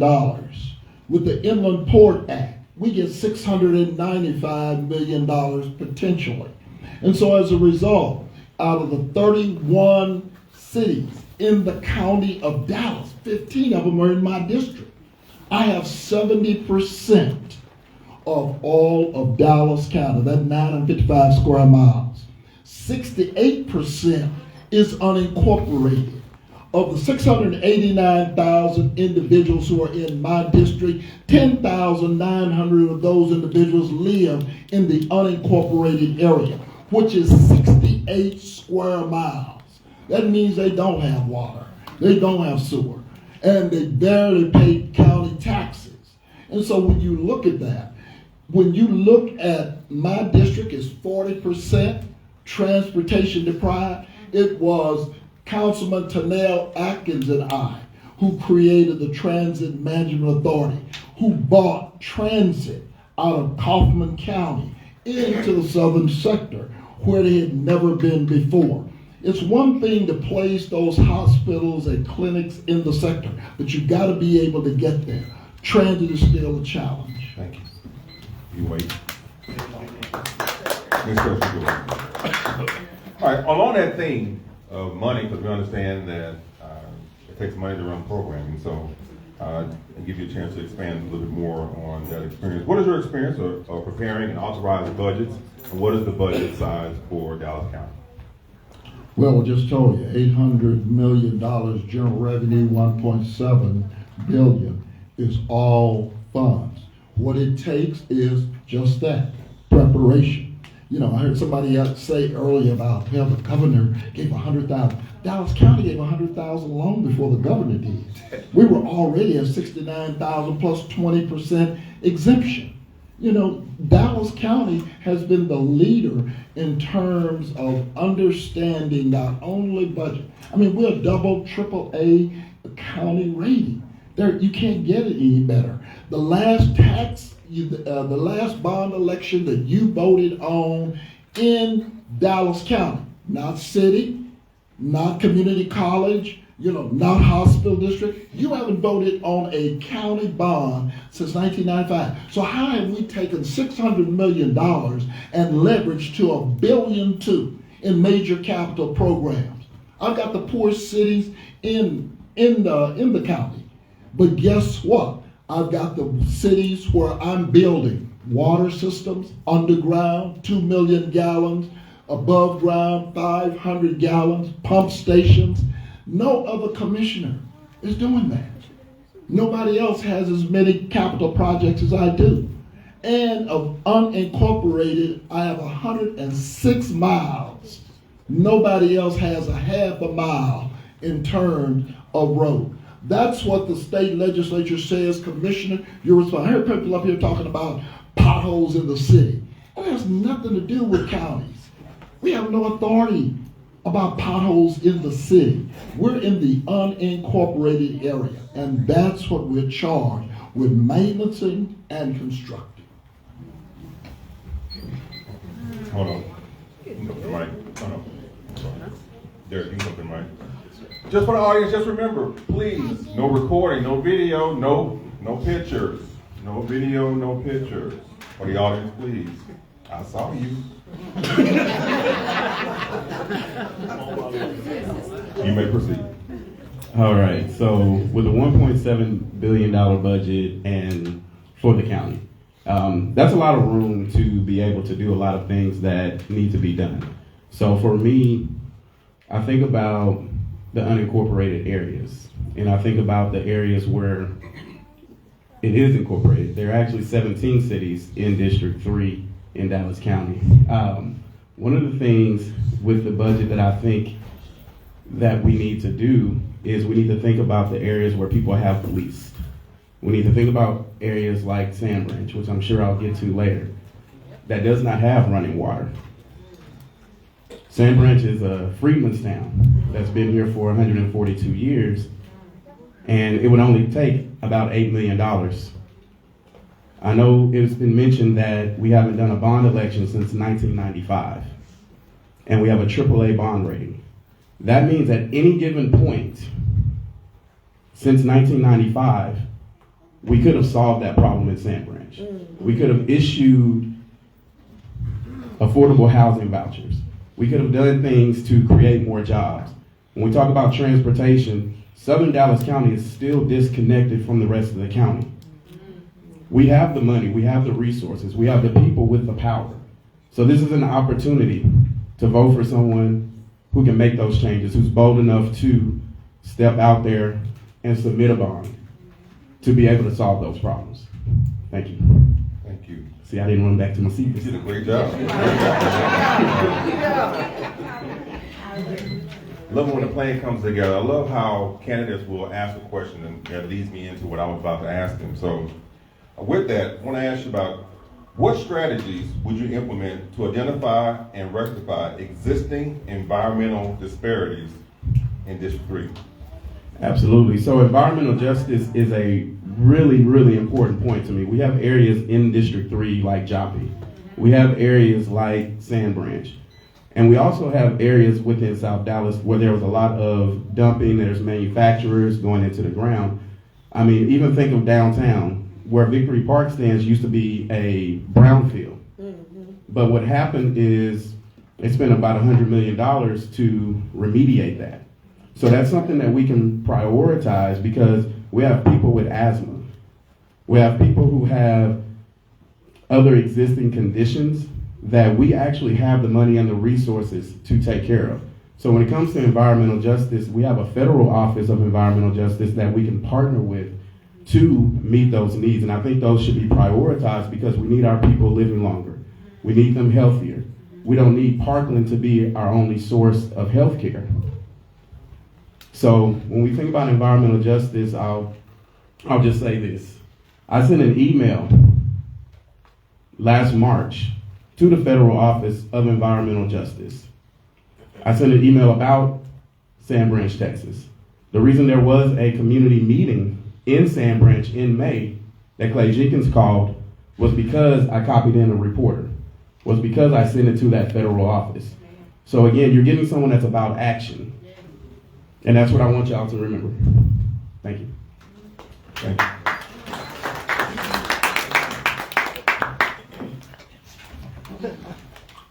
Dallas County is a non-attainment county. It has nothing to do with south, east, north, or west. And the real travesty is, within the next 6 years, if we don't come into compliance, we're going to begin to see capping with regards to businesses and relocation coming in this area. It has nothing to do with District 3. We know about the winds and the crosswinds that bring certain particulates. I mean, I've had to clean up the only Tire Mountain. Everybody talks about Shingle Mountain, but nobody talked about Tire Mountain. Tire Mountain was there long before Shingle Mountain, and we basically extinguished that. But that didn't change what happened environmentally. I've said on the court for the last 3 decades that the same CDC, the Center for Disease Control, chronic illness, zip codes are identical. And so it's not just about Parkland, it's about access. When we went into Redbird Reimagined with C.B. Roman, which is Parkland with 40-something thousand square feet, all of a sudden UT Southwestern showed up. Guess what? They've been around since 1943, but they've never been south of I-30. And we're in the process right now of bringing children into that same venue. Guess what? When you look at all of the UT Southwestern campuses, those individuals who provide health care, guess what's number one? Redbird Reimagined. And in the Parkland budget this year, I'm going into Cedar Valley to create another COPC already funded. You will also wind up over on Elam Road with another clinic. Thank you. Access. Question from the audience? Come on down.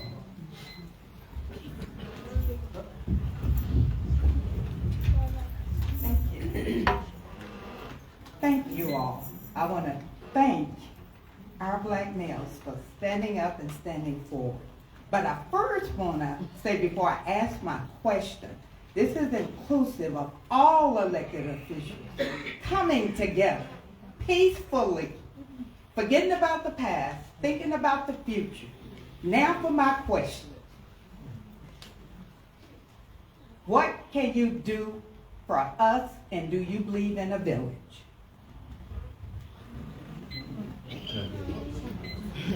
I've already said what I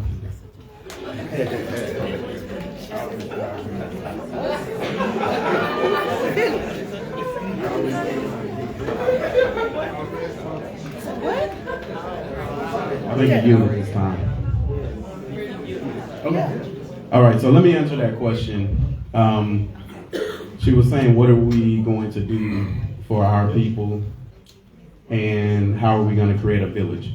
So I believe in collaborative leadership. I believe in co-governance. I believe in partnering with community organizations that are on the ground solving problems. I believe that the county has the ability to do that. We can fund those things. We can also physically be there to provide help. You know, from the county commissioner position, a lot of times people think it's just roads and bridges and boring stuff and approving contracts, but it's also an opportunity to show your face within the community, everywhere in the community. So I think that when we think about a village, that means we need every single person, even in this room, even out on the internet. We need everyone as part of the decision making. So one thing that I will bring to the table is co-governance. I'm going to meet with all of the community organizations, That's right. bring everyone to the table so that we can make decisions collectively. That's right. Thank you.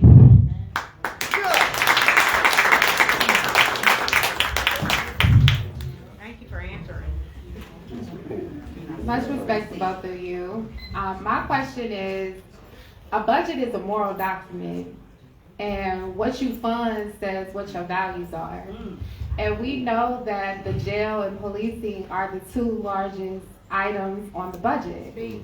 So my question to both of you gentlemen is, will you commit, if you are able to attain this seat, to reallocate some of those resources from the jail and policing to funding the socio-economical needs of people in this county?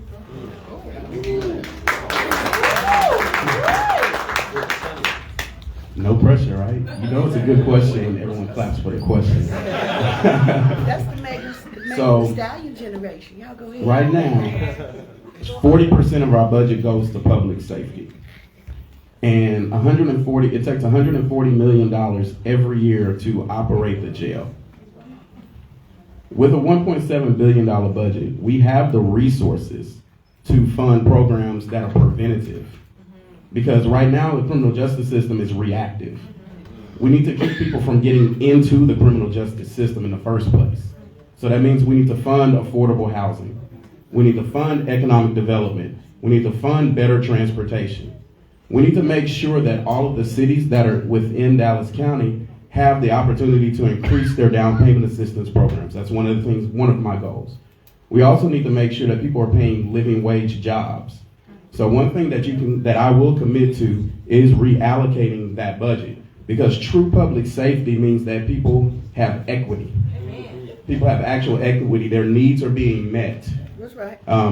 Without getting too nerdy, my company is based on Maslow's hierarchy of needs. So if we're not taking care of the most basic needs of people, we are not creating a safe environment. So I will commit to reallocating that budget. Thank you.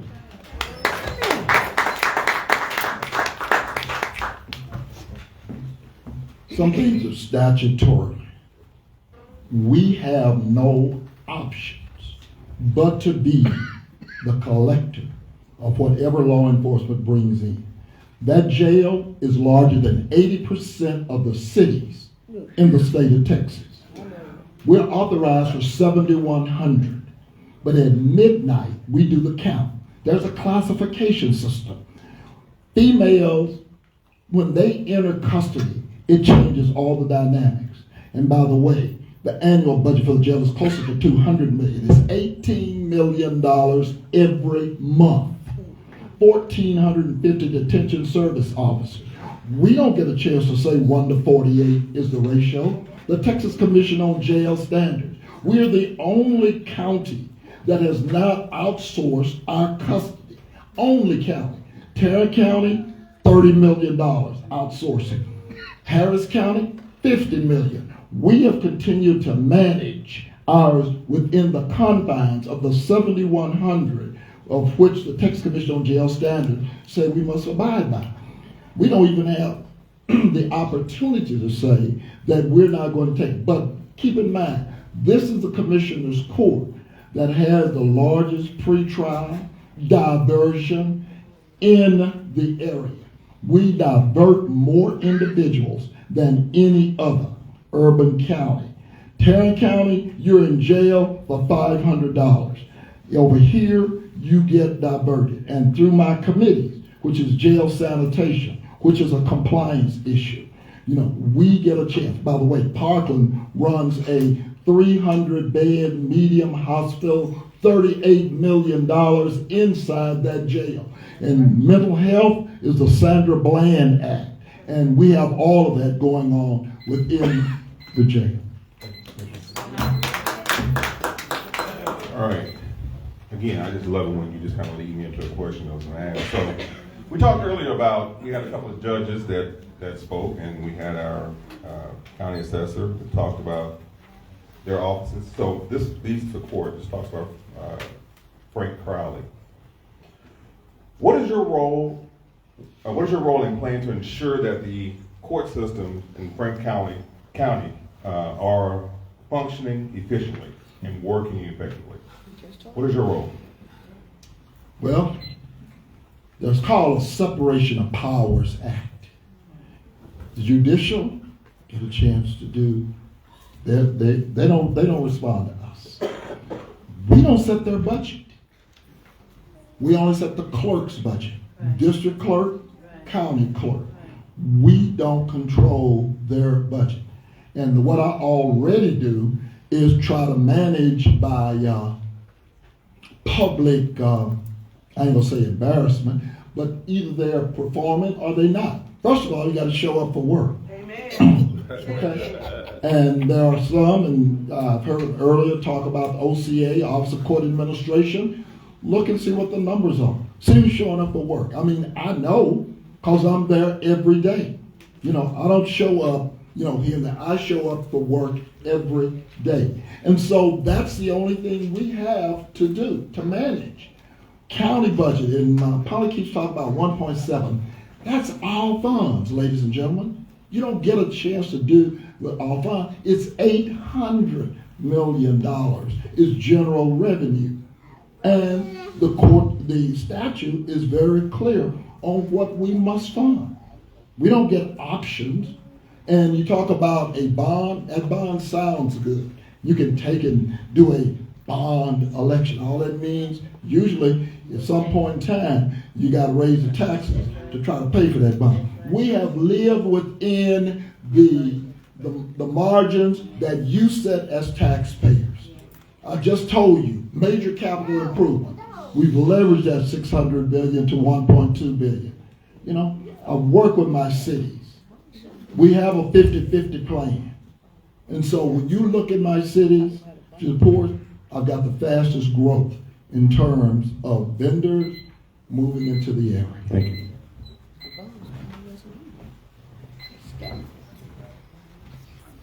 All right. So when we think about the courts, one big issue that we have, I'll give you an example. Just a few months ago, $2.4 million went missing from Dallas County. And no one knows where it went. And part of the problem with that is, from the Commissioner's Court, one thing that we can do better is implementation. So the Odyssey software that runs the courts, that runs the jail, I don't have an issue with the software itself, and I say this publicly. It was the implementation, because when you roll out, any first-year IT student will tell you, if you roll out a program, you have to keep the base program in place before you start the new program, and you have to beta test it before you do that. That's one way where we can save money. And just to address bonds, you can also keep the tax rate lower and still have a bond raise to make sure that you're paying for the things that actually invest in the county to grow the tax revenue. Because if you have people building houses and developing commercial real estate in the southern sector, you're growing the tax revenue. So now you can do both things. Thank you. All right, gentlemen, I love how you're addressing the issues, and you're addressing the issues and not your opponent. I love how you're doing that. So with that, I want to ask this question. I got it.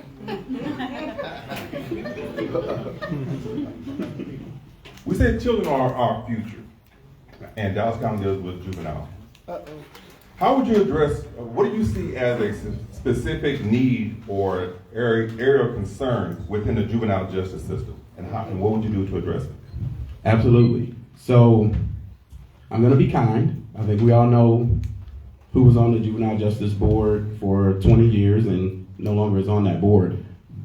But the jail for the juveniles is in the same condition, the bad condition that the adult jail was in. And I have a personal issue with that, because those are our children. They've done something wrong, but we need to be rehabilitating people, not putting them in squalor, not having bad food service. We need to do something better than just have them languish. So one of the things that I would do, one, is the diversion programs. We need to keep people from getting into the jail system in the first place. And we need to actually go all the way back to our teachers, to education, and think about prisons are built on third grade and reading levels. I think we all know that. So if we're thinking about preventing people from entering the criminal justice system, we need to go to the schools and make sure we're partnering with every school that's in our district, that's in our county, to make sure the kids are getting what they need so that they're not turning to a life of crime. They're not struggling because their mom can't afford a house or their dad can't afford their house. Because most crime is based on desperation. Most crime is not people who are inherently criminal. That's what they like to say about people that look like me. But it's not based on inherent criminality. It's based on desperation of circumstances. So if we fund programs to make sure that everyone has what they need, then we will make sure that we're lowering the crime rate and we're keeping our kids out of the criminal justice system. Thank you. As usual, I would not have you leave here ignorant. I want you to become informed. Dallas County spends more money on placement than any other county. We spend county money, not state money. We're under the governance of the TJJD, okay, Texas Juvenile Justice Division, just like I talked a few minutes ago about the adult system. We get audited. We talk about food. Dallas County in the adult system serves 20,000 meals a day, calorically balanced. We get audited. In the TJJD system, the same is the case. And so none of that is factual. Number two, if you look at it, I have a better not only appearance rate in terms of not just statutorily, but being there in the juvenile system. I'm the one that said, bring the children home, because we were sending them all over the United States. We have the largest clinical staff That's not the issue. I'm going to talk about it tomorrow in court. 49% of the kids are there are low-risk offenders. But when you get petitions filed by the district attorney's office, and I'm going to talk about it tomorrow, we do not have a chance to work around that. The department does not. See, so, I mean, be informed. You know, don't think what you think is going on. Be informed. And I think when you check and find out with regards to the so-called surveys that are out there, you will see where Dallas County is in terms of being able to manage.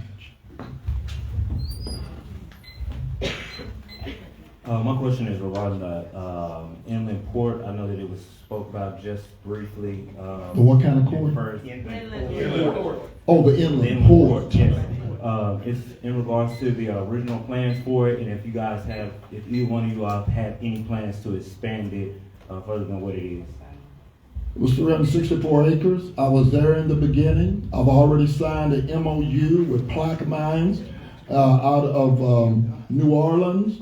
And as I said, putting together a local government corporation, which requires 3 of my cities and the county to be able to forge an instrument in our toolbox that makes us eligible for $695 million of inland port money that the Biden administration has put up. When you look at the 10 top cities in this country, there are only 2 cities that don't have access to water ports. Number 4 is Dallas. Number 8 is Atlanta. And so what we have on the next court session, not tomorrow, the next court session is on LGC, Local Government Corporation, which will then make us eligible to go after those dollars, that $695 million. I plan on folding the Transit Management Authority, which again, Councilman Atkins and I created, which is funded by the North Central Texas Council of Government, to address that part. You can bring all the businesses in the world into that area. Transportation is still an issue. And so as a result, that's what we do.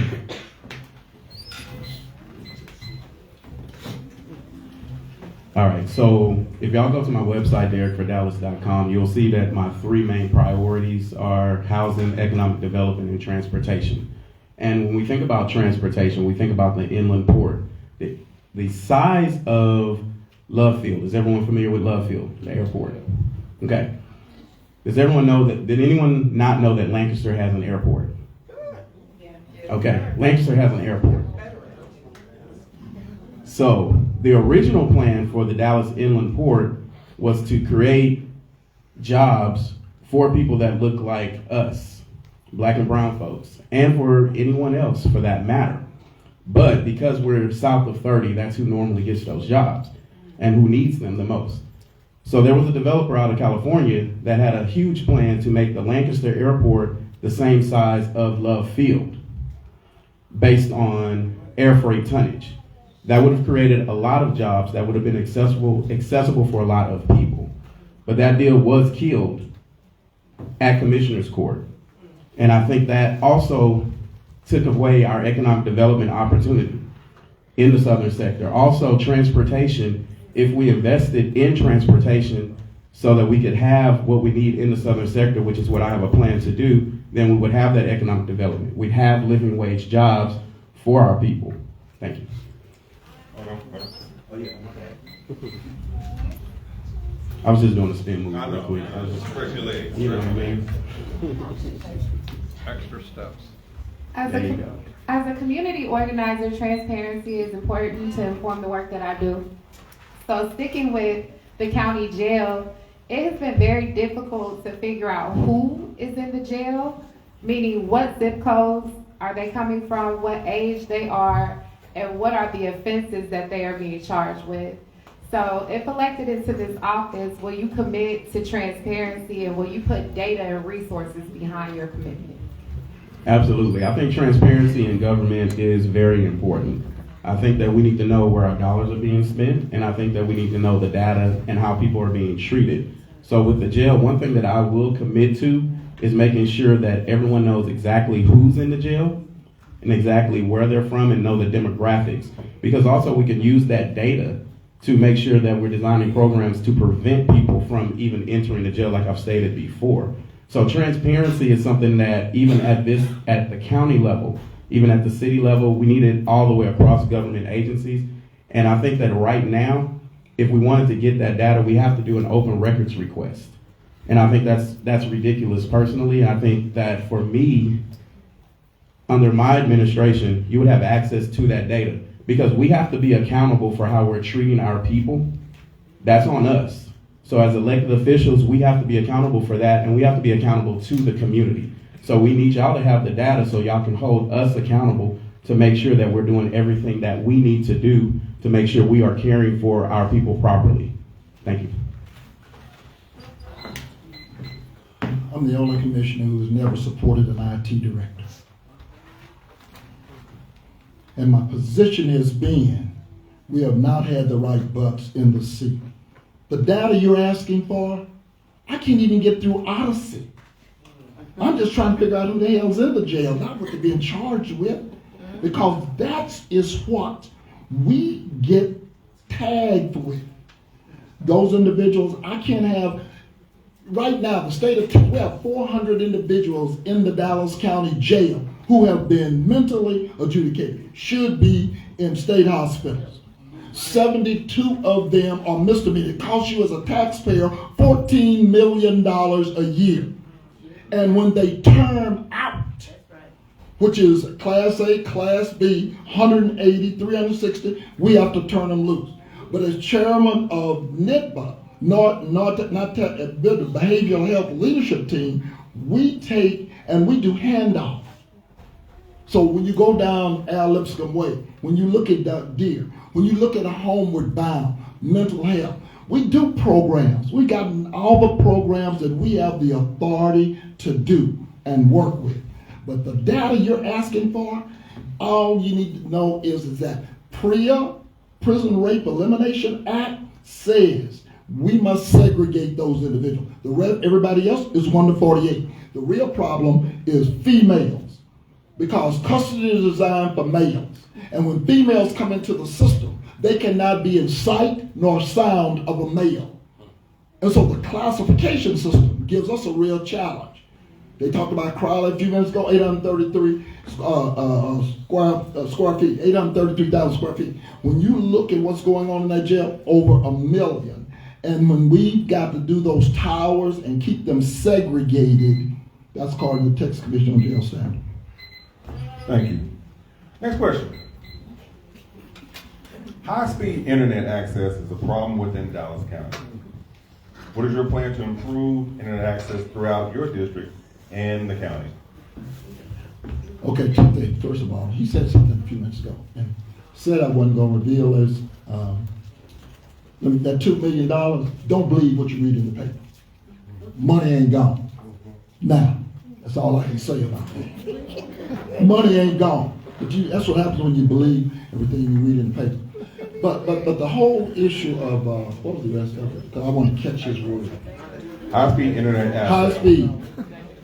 ARPA, back at Joe Biden, American Rescue Plan, we got $36 million for broadband. One thing COVID showed us, if you are south of I-30, you got a challenge.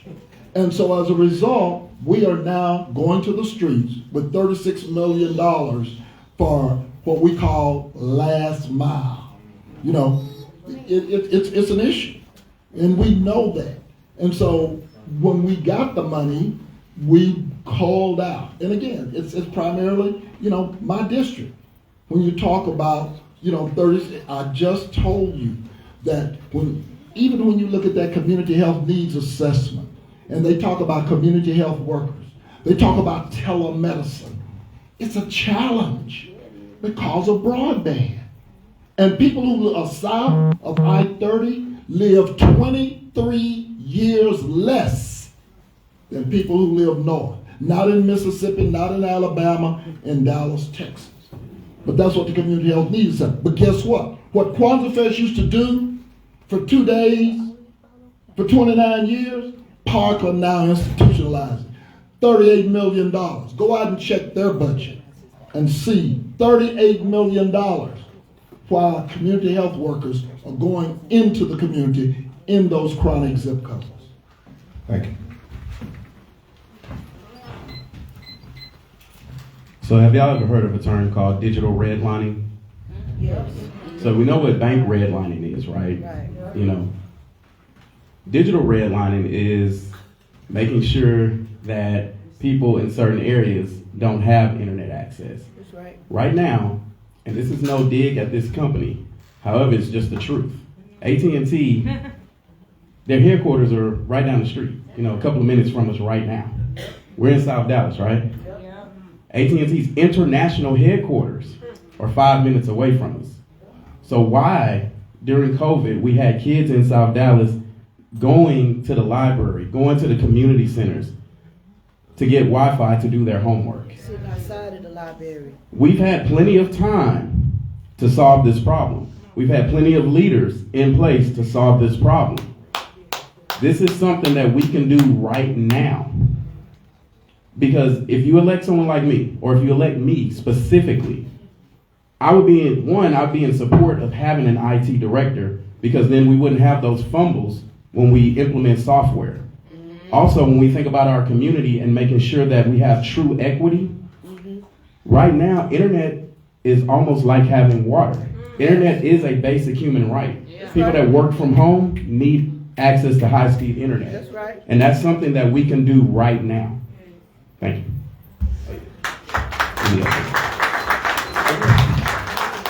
Again, I ask those individuals who are watching online, please submit your questions to be answered by our candidates. Are there any more questions from the audience?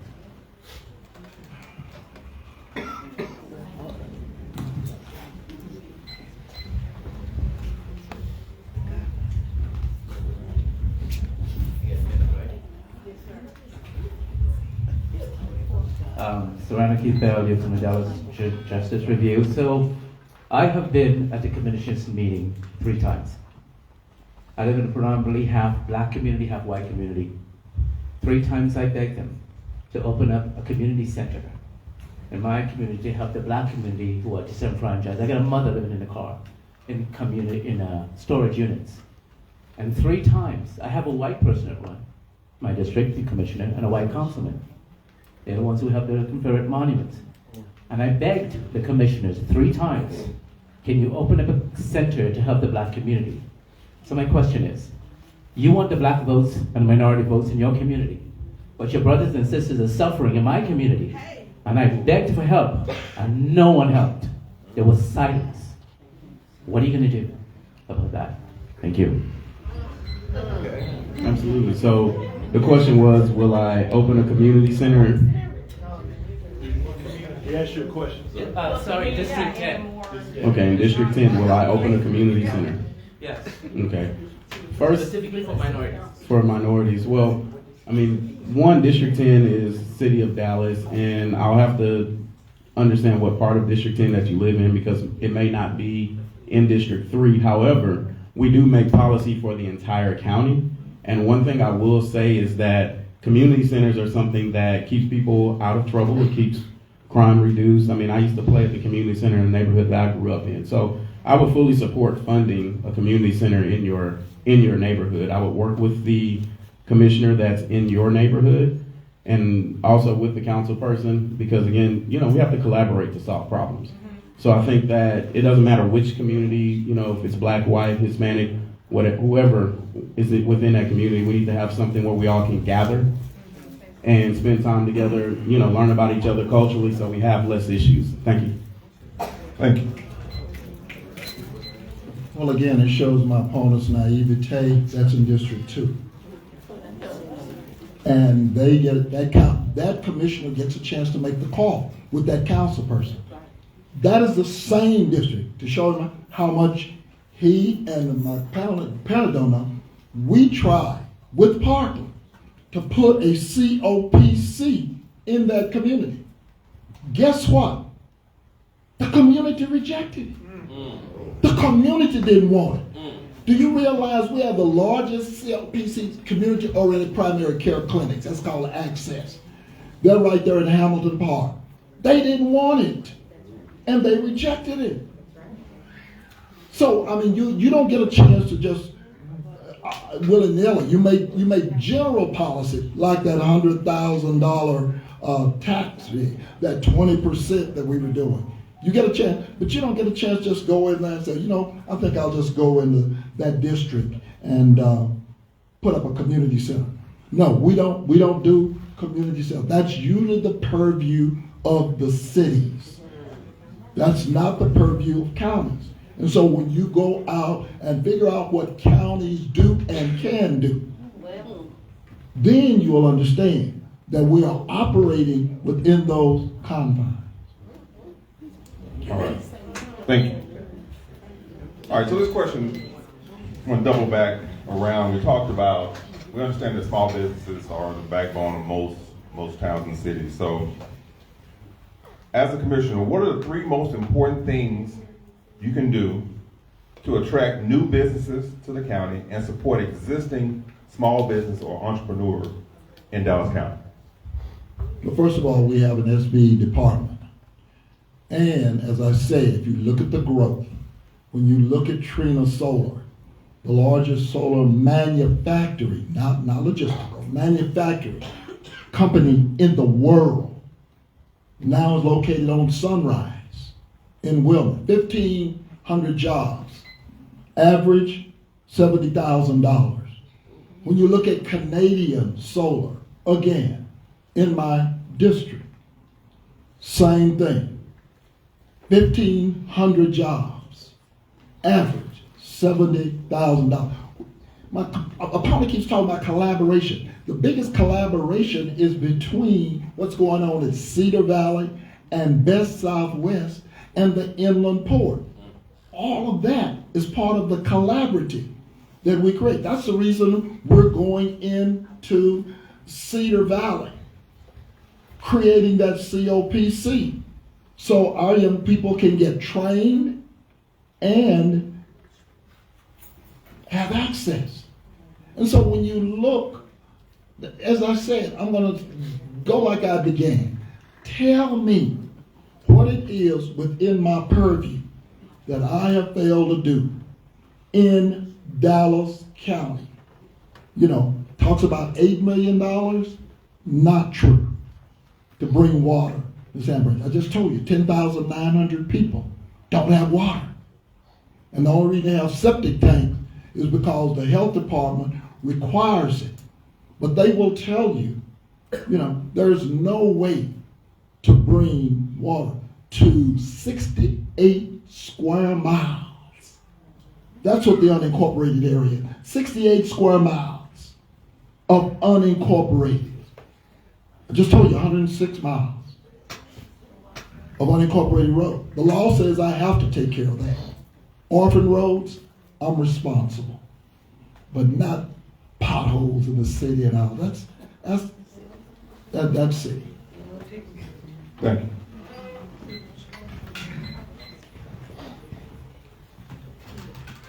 So, can you repeat the question? Because I think you asked for 3 solutions. What are the 3 most important things you as a county commissioner can do to attract new businesses and support existing small businesses within the county?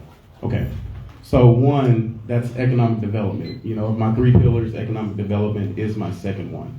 So that's how we create those living wage jobs. And, just to address something real quick, I do sit on the board of Green Careers Texas, where we train people in 75210 and 75215 to become solar installers. So part of that is making sure that we have a workforce that's qualified to fill those jobs. So 1, when it comes to economic development, the first thing that I would do is I would create a program at the county where you can come to the county, and I know there's business owners in the room. Can I get a show of hands of who owns a business? Okay, so imagine you started your business. When you first start your business and you need $100,000 to get started, one thing that I will implement, one of these solutions, is I will give you $100,000. I'll create a grant program. We have the budget to do so, to give you that $100,000 to get your startup going. Also, when it comes to investing in businesses who are already here, I want to qualify those businesses to provide technical assistance, to provide those grants to help those businesses grow so that we can grow the base. And then the third thing that I would do as far as economic development goes is make sure that our economic development departments that are in our member cities within Dallas County, I would make sure that we're adding money to those budgets, that they're actually investing in small and micro businesses. Because right now, most of our economic development dollars are going to large corporations. But 99% of Texans work for a small business. And so if we invest in small businesses, that's how our economy grows. So those are my 3 priorities when it comes to economic development. Thank y'all so much. That was nice, but you have another question for you. Oh, my bad. All right. There's no more water. So. I got distracted. I have to phrase this one. This goes for if you're elected as well as current commissioner. Will you give more funding to MetroCare, which is the largest provider of mental health care in the county, if elected? Yes, that's a simple question. But let me give you a little bit of background on that, because we can tie. So MetroCare is a mental health organization that's funded fully by the county. One of the things that we need to make sure that people have what they need, because we think about homelessness, we think about people who are out on the street. Being out on the street creates mental health problems. Sometimes we get the thing confused and say that everyone out on the street has mental problems. But if you have to live in a tent for 17 years, like some of my former clients, that would make you have those types of episodes. Permanent supportive housing is the solution to those issues. Because what happens is when we can create developments, and this can be done at the county level, it can be done in partnership, there's a number of ways to do this. But to solve homelessness, we have to create these opportunities where we have on-site services. Because right now people are disconnected from those resources, because we have to have affordable housing with mental health services like MetroCare on site. We have to have the medical care on site, and we can have the things that people need like small grocery stores on site. Professionally, that's something that I do, but if elected, that's something that I will expand and I would fund. Thank you. MetroCare is a state agency. Right. It's nothing like being informed. They get some dollars from the county. They get most of their money through the North Texas Behavioral Health, which is the local authority. At least know your facts. We take and collaborate with MetroCare, but MetroCare is not the primary delivery of healthcare. Now let me just explain, and you'll hear it here tonight. I've asked staff, we are just now getting that opioid money. Parkland got $2 million so they can do medical assistant treatment in the jail. The big problem is the handoff. Dallas County is going to be the recipient in Region 9 of probably close to about $50 million along with Kaufman County. We're now going to the street with those dollars. I met with CSCD today as we talked about Gateway and how many of those individuals down there have opioid challenges. There are a lot of things, but at least be informed about what's going on from the mental health side and what we are presently doing in Dallas County. All right, gentlemen, as we are, again, if you're watching online, please submit your questions. Oh, okay. We do that. And also, again, gentlemen, you're doing a great job in answering your questions. I just ask you make a straight sight on that question and keep your answer straight to that question and not addressing your opponent in a sly way.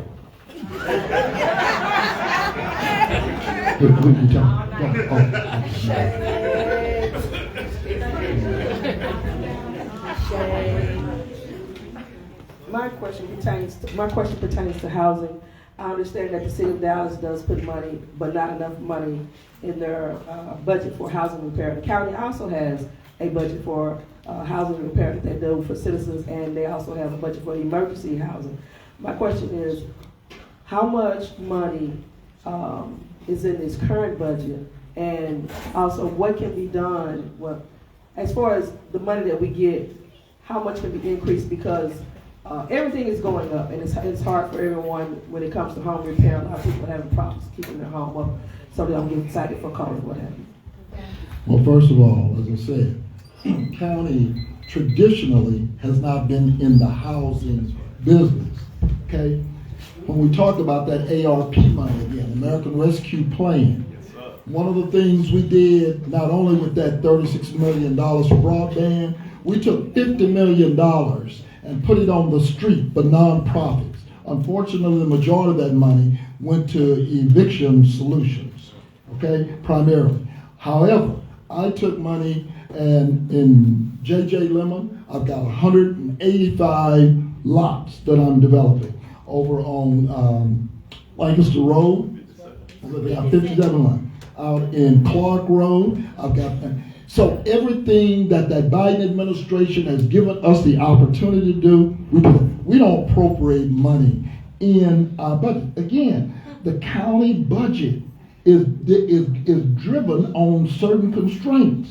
Maintenance and operation, debt service, and once you get past that, you're starting to work again on those margins.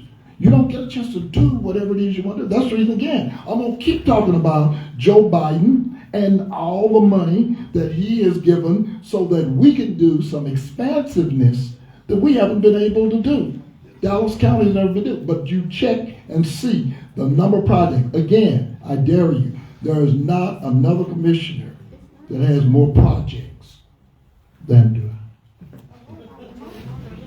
Where's all what my word I can do that to make it? Are you going to increase the housing repair money? Housing repair? The housing repair money is already baked in. It's already baked into the budget. I mean, no need to breathe. They can't service what they got. I mean, that comes through my public health committee. They can't even service. We can't service what we got. Thank you. Audience members, please do not go back and forth with the candidates. Everybody had a mic.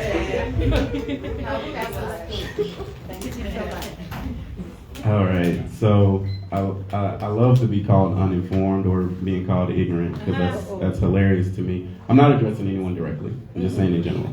I want y'all to fact check anything that I've said and fact check the incumbent as well, because everything that I'm saying is factual. Also, to answer the question, we're talking about housing.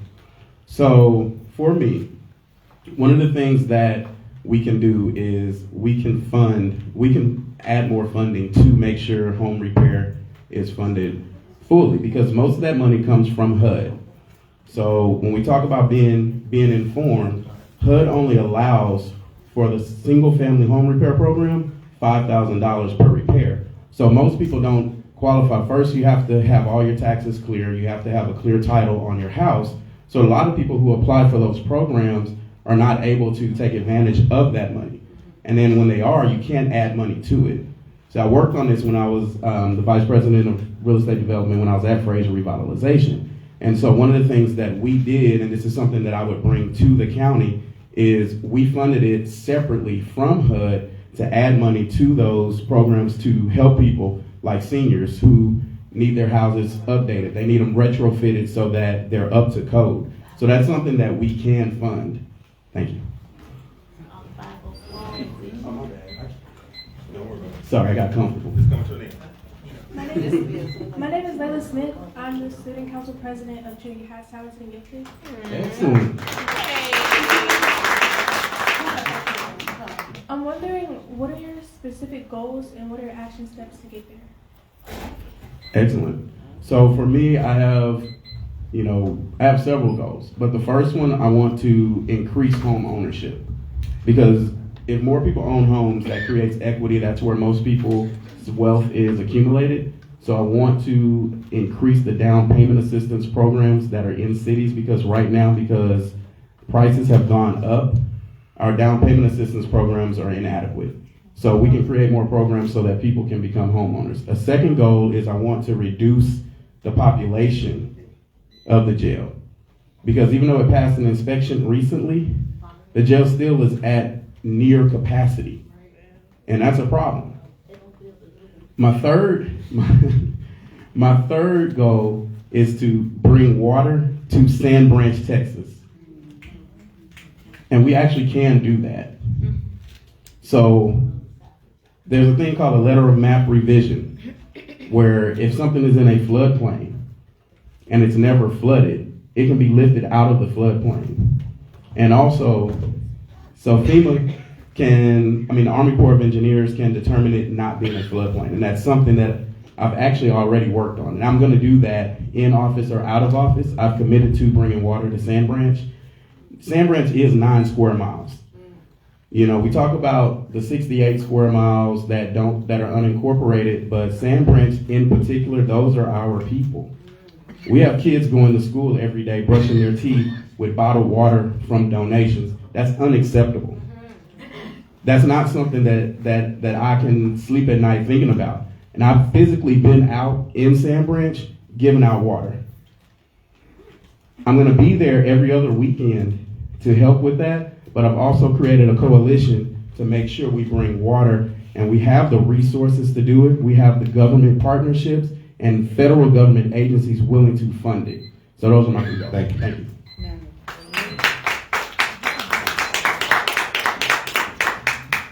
How many of you have ever been to Sand Branch?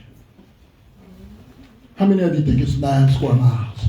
How many of you think there are children out there?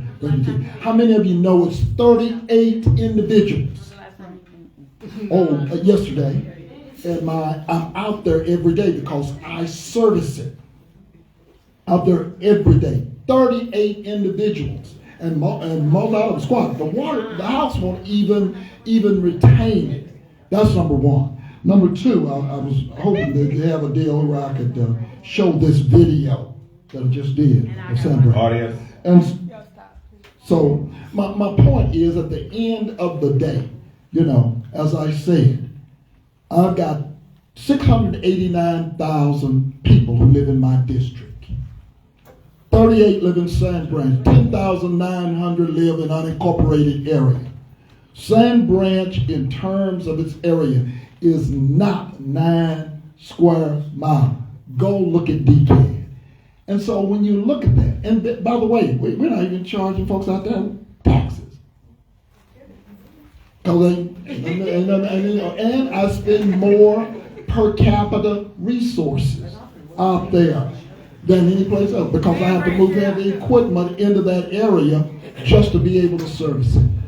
Ladies and gentlemen, at the end of the day, I'm going to still challenge you to say, my cities, my community, there is no one that has serviced more in their district than have I.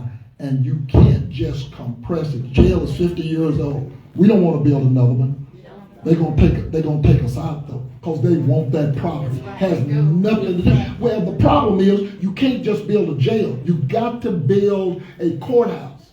And based on having to build a courthouse, it's a big difference between having to build, because you gotta have transportation. Thank you. One moment.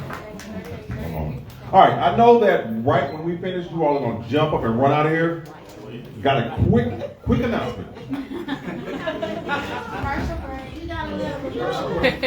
All right, let's give it up for our moderator. He's gonna give it up for the panel. Let's give it up for our moderator. Yeah, Mayor Pro Tem Wilson, it's a tough job. I know because I used to do it, so I'm glad that you're doing it now. But I was asked by Molly Bell. Let's give it up for Molly Bell.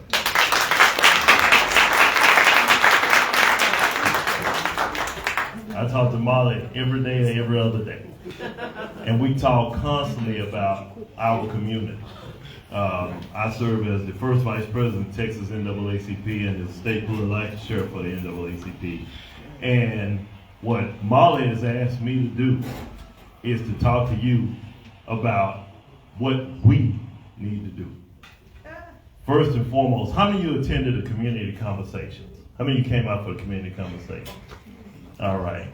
So one thing that Molly and the Dallas Examiner is committed to do, and something we should have been doing a long time ago, is to engage us in between elections. Oftentimes, and Monday night politics is good, but it only lasts between elections. But what we've started doing is hosting community conversations so we can continue to talk about issues that are important to our community. How many of you were aware of the fact that last week when the State Board of Education met, the new chair, who was recently appointed by the governor, decided to remove the discussion of Native American studies from the agenda? I'm not shocked. After having discussions, after everybody on the state board being in support of it, State Board member Aisha Davis let many people know that, you know what, I just got a call, and I'm talking to my colleagues, the new chair has removed Native American studies. Now, why is that important? Just 4 years ago, African American studies was passed unanimously. Hispanic American studies passed unanimously. But you know what's going on now? Because there is an effort to roll back the progress that has been made in our state. Because of that, because of laws such as critical race theory law, and the law that closed all diversity, equity, and inclusion offices on college campuses, because of those things, there's an effort now, because in 2025 is critical. You're gonna hear me, if I'm still around, you're gonna hear me talk about that more than anything else. 2025 is the year in which they're gonna review the social studies standards. And what they're already planning to do is use these laws to say, we can't teach African American studies anymore. We can't teach Native American studies, and that's why it's on hold. We can't teach Hispanic American studies. So this is a call to action. What's important is not what happens on March 5th, but what happens on March 6th. Not what happens on November 5th, but what happens November 6th. What are we gonna do after the elections are over to make sure that our community and our voice is heard? So what I'm gonna challenge you to do is, after this, if you are committed, because once the call to action goes out, we need you to take action. At the end of this, there's a sign-up sheet right where you signed in, and it says call to action. Put your name, phone number, and email address. And what we're gonna do is send out emails when we need people to take action. Email the governor, email your state representative, email your state senator. Email your school board member, email your council member, email the mayor. You got a bond coming up. You got a charter review coming up. These things are gonna be taking place around these elections. So we need to know what the issues are. So please, if you're committed, if you're not committed, just walk out and leave. But if you're committed, when you leave here, step outside, sign your name, email address, and phone number, and I promise we will contact you. Thank you. Thank you very much. President Thomas. All right, now, we're all committed. Our candidates are committed to giving us a 2-minute closing. So we'll begin with Mr. Avery first. Oh, sorry. Long night for me too. Long night, right? All right. I want y'all to write down a number and memorize this number. 2,531. That's the percentage of the tax increase in Sand Branch, Texas over the last 2 years. They are paying county taxes. They're paying taxes to Dallas County, to Parkland, to the College District. They are paying taxes, but they do not have water. I'm committed to handling that. And as far as being out there physically, y'all can go on my page and y'all can see pictures of me in Sand Branch. Y'all can see the relationships that I have built with the people in Sand Branch. There are 88 families right now in Sand Branch. Not 38, but 88. But the majority of those families that were there before, because there were over 400 families, moved out because they gave up. What I want y'all to understand, that I'm the type of leader that will not give up on my people. I will make sure our people have water. I'll make sure our people have housing. I will make sure our people have jobs. And I'll make sure we can all get there quickly. And I want to thank everyone for coming out, and I want y'all to support the idea of action. I want fear and intimidation to be removed from our political structure here in Dallas County. Nobody should be afraid to run against anybody. No seat belongs to an individual. The seats belong to the people. And y'all can always contact me. I will be accessible. And I appreciate y'all coming out. And I hope y'all elect me to be y'all's next Dallas County Commissioner. Thank y'all so much. Thank you.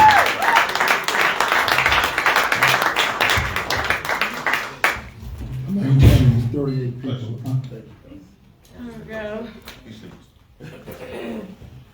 Unfortunately, I'm sorry you can't see this, those of you that have been to Sand Ranch. Okay? You're going to sit, you can see. 38 people. And they still don't, yeah, you can see it. But I invite you, just go down 175, make a right on Beltline Road, and don't go too fast, because when you get to the wastewater treatment plant, that's Sand Ranch. I don't have anything else to say. I'm close.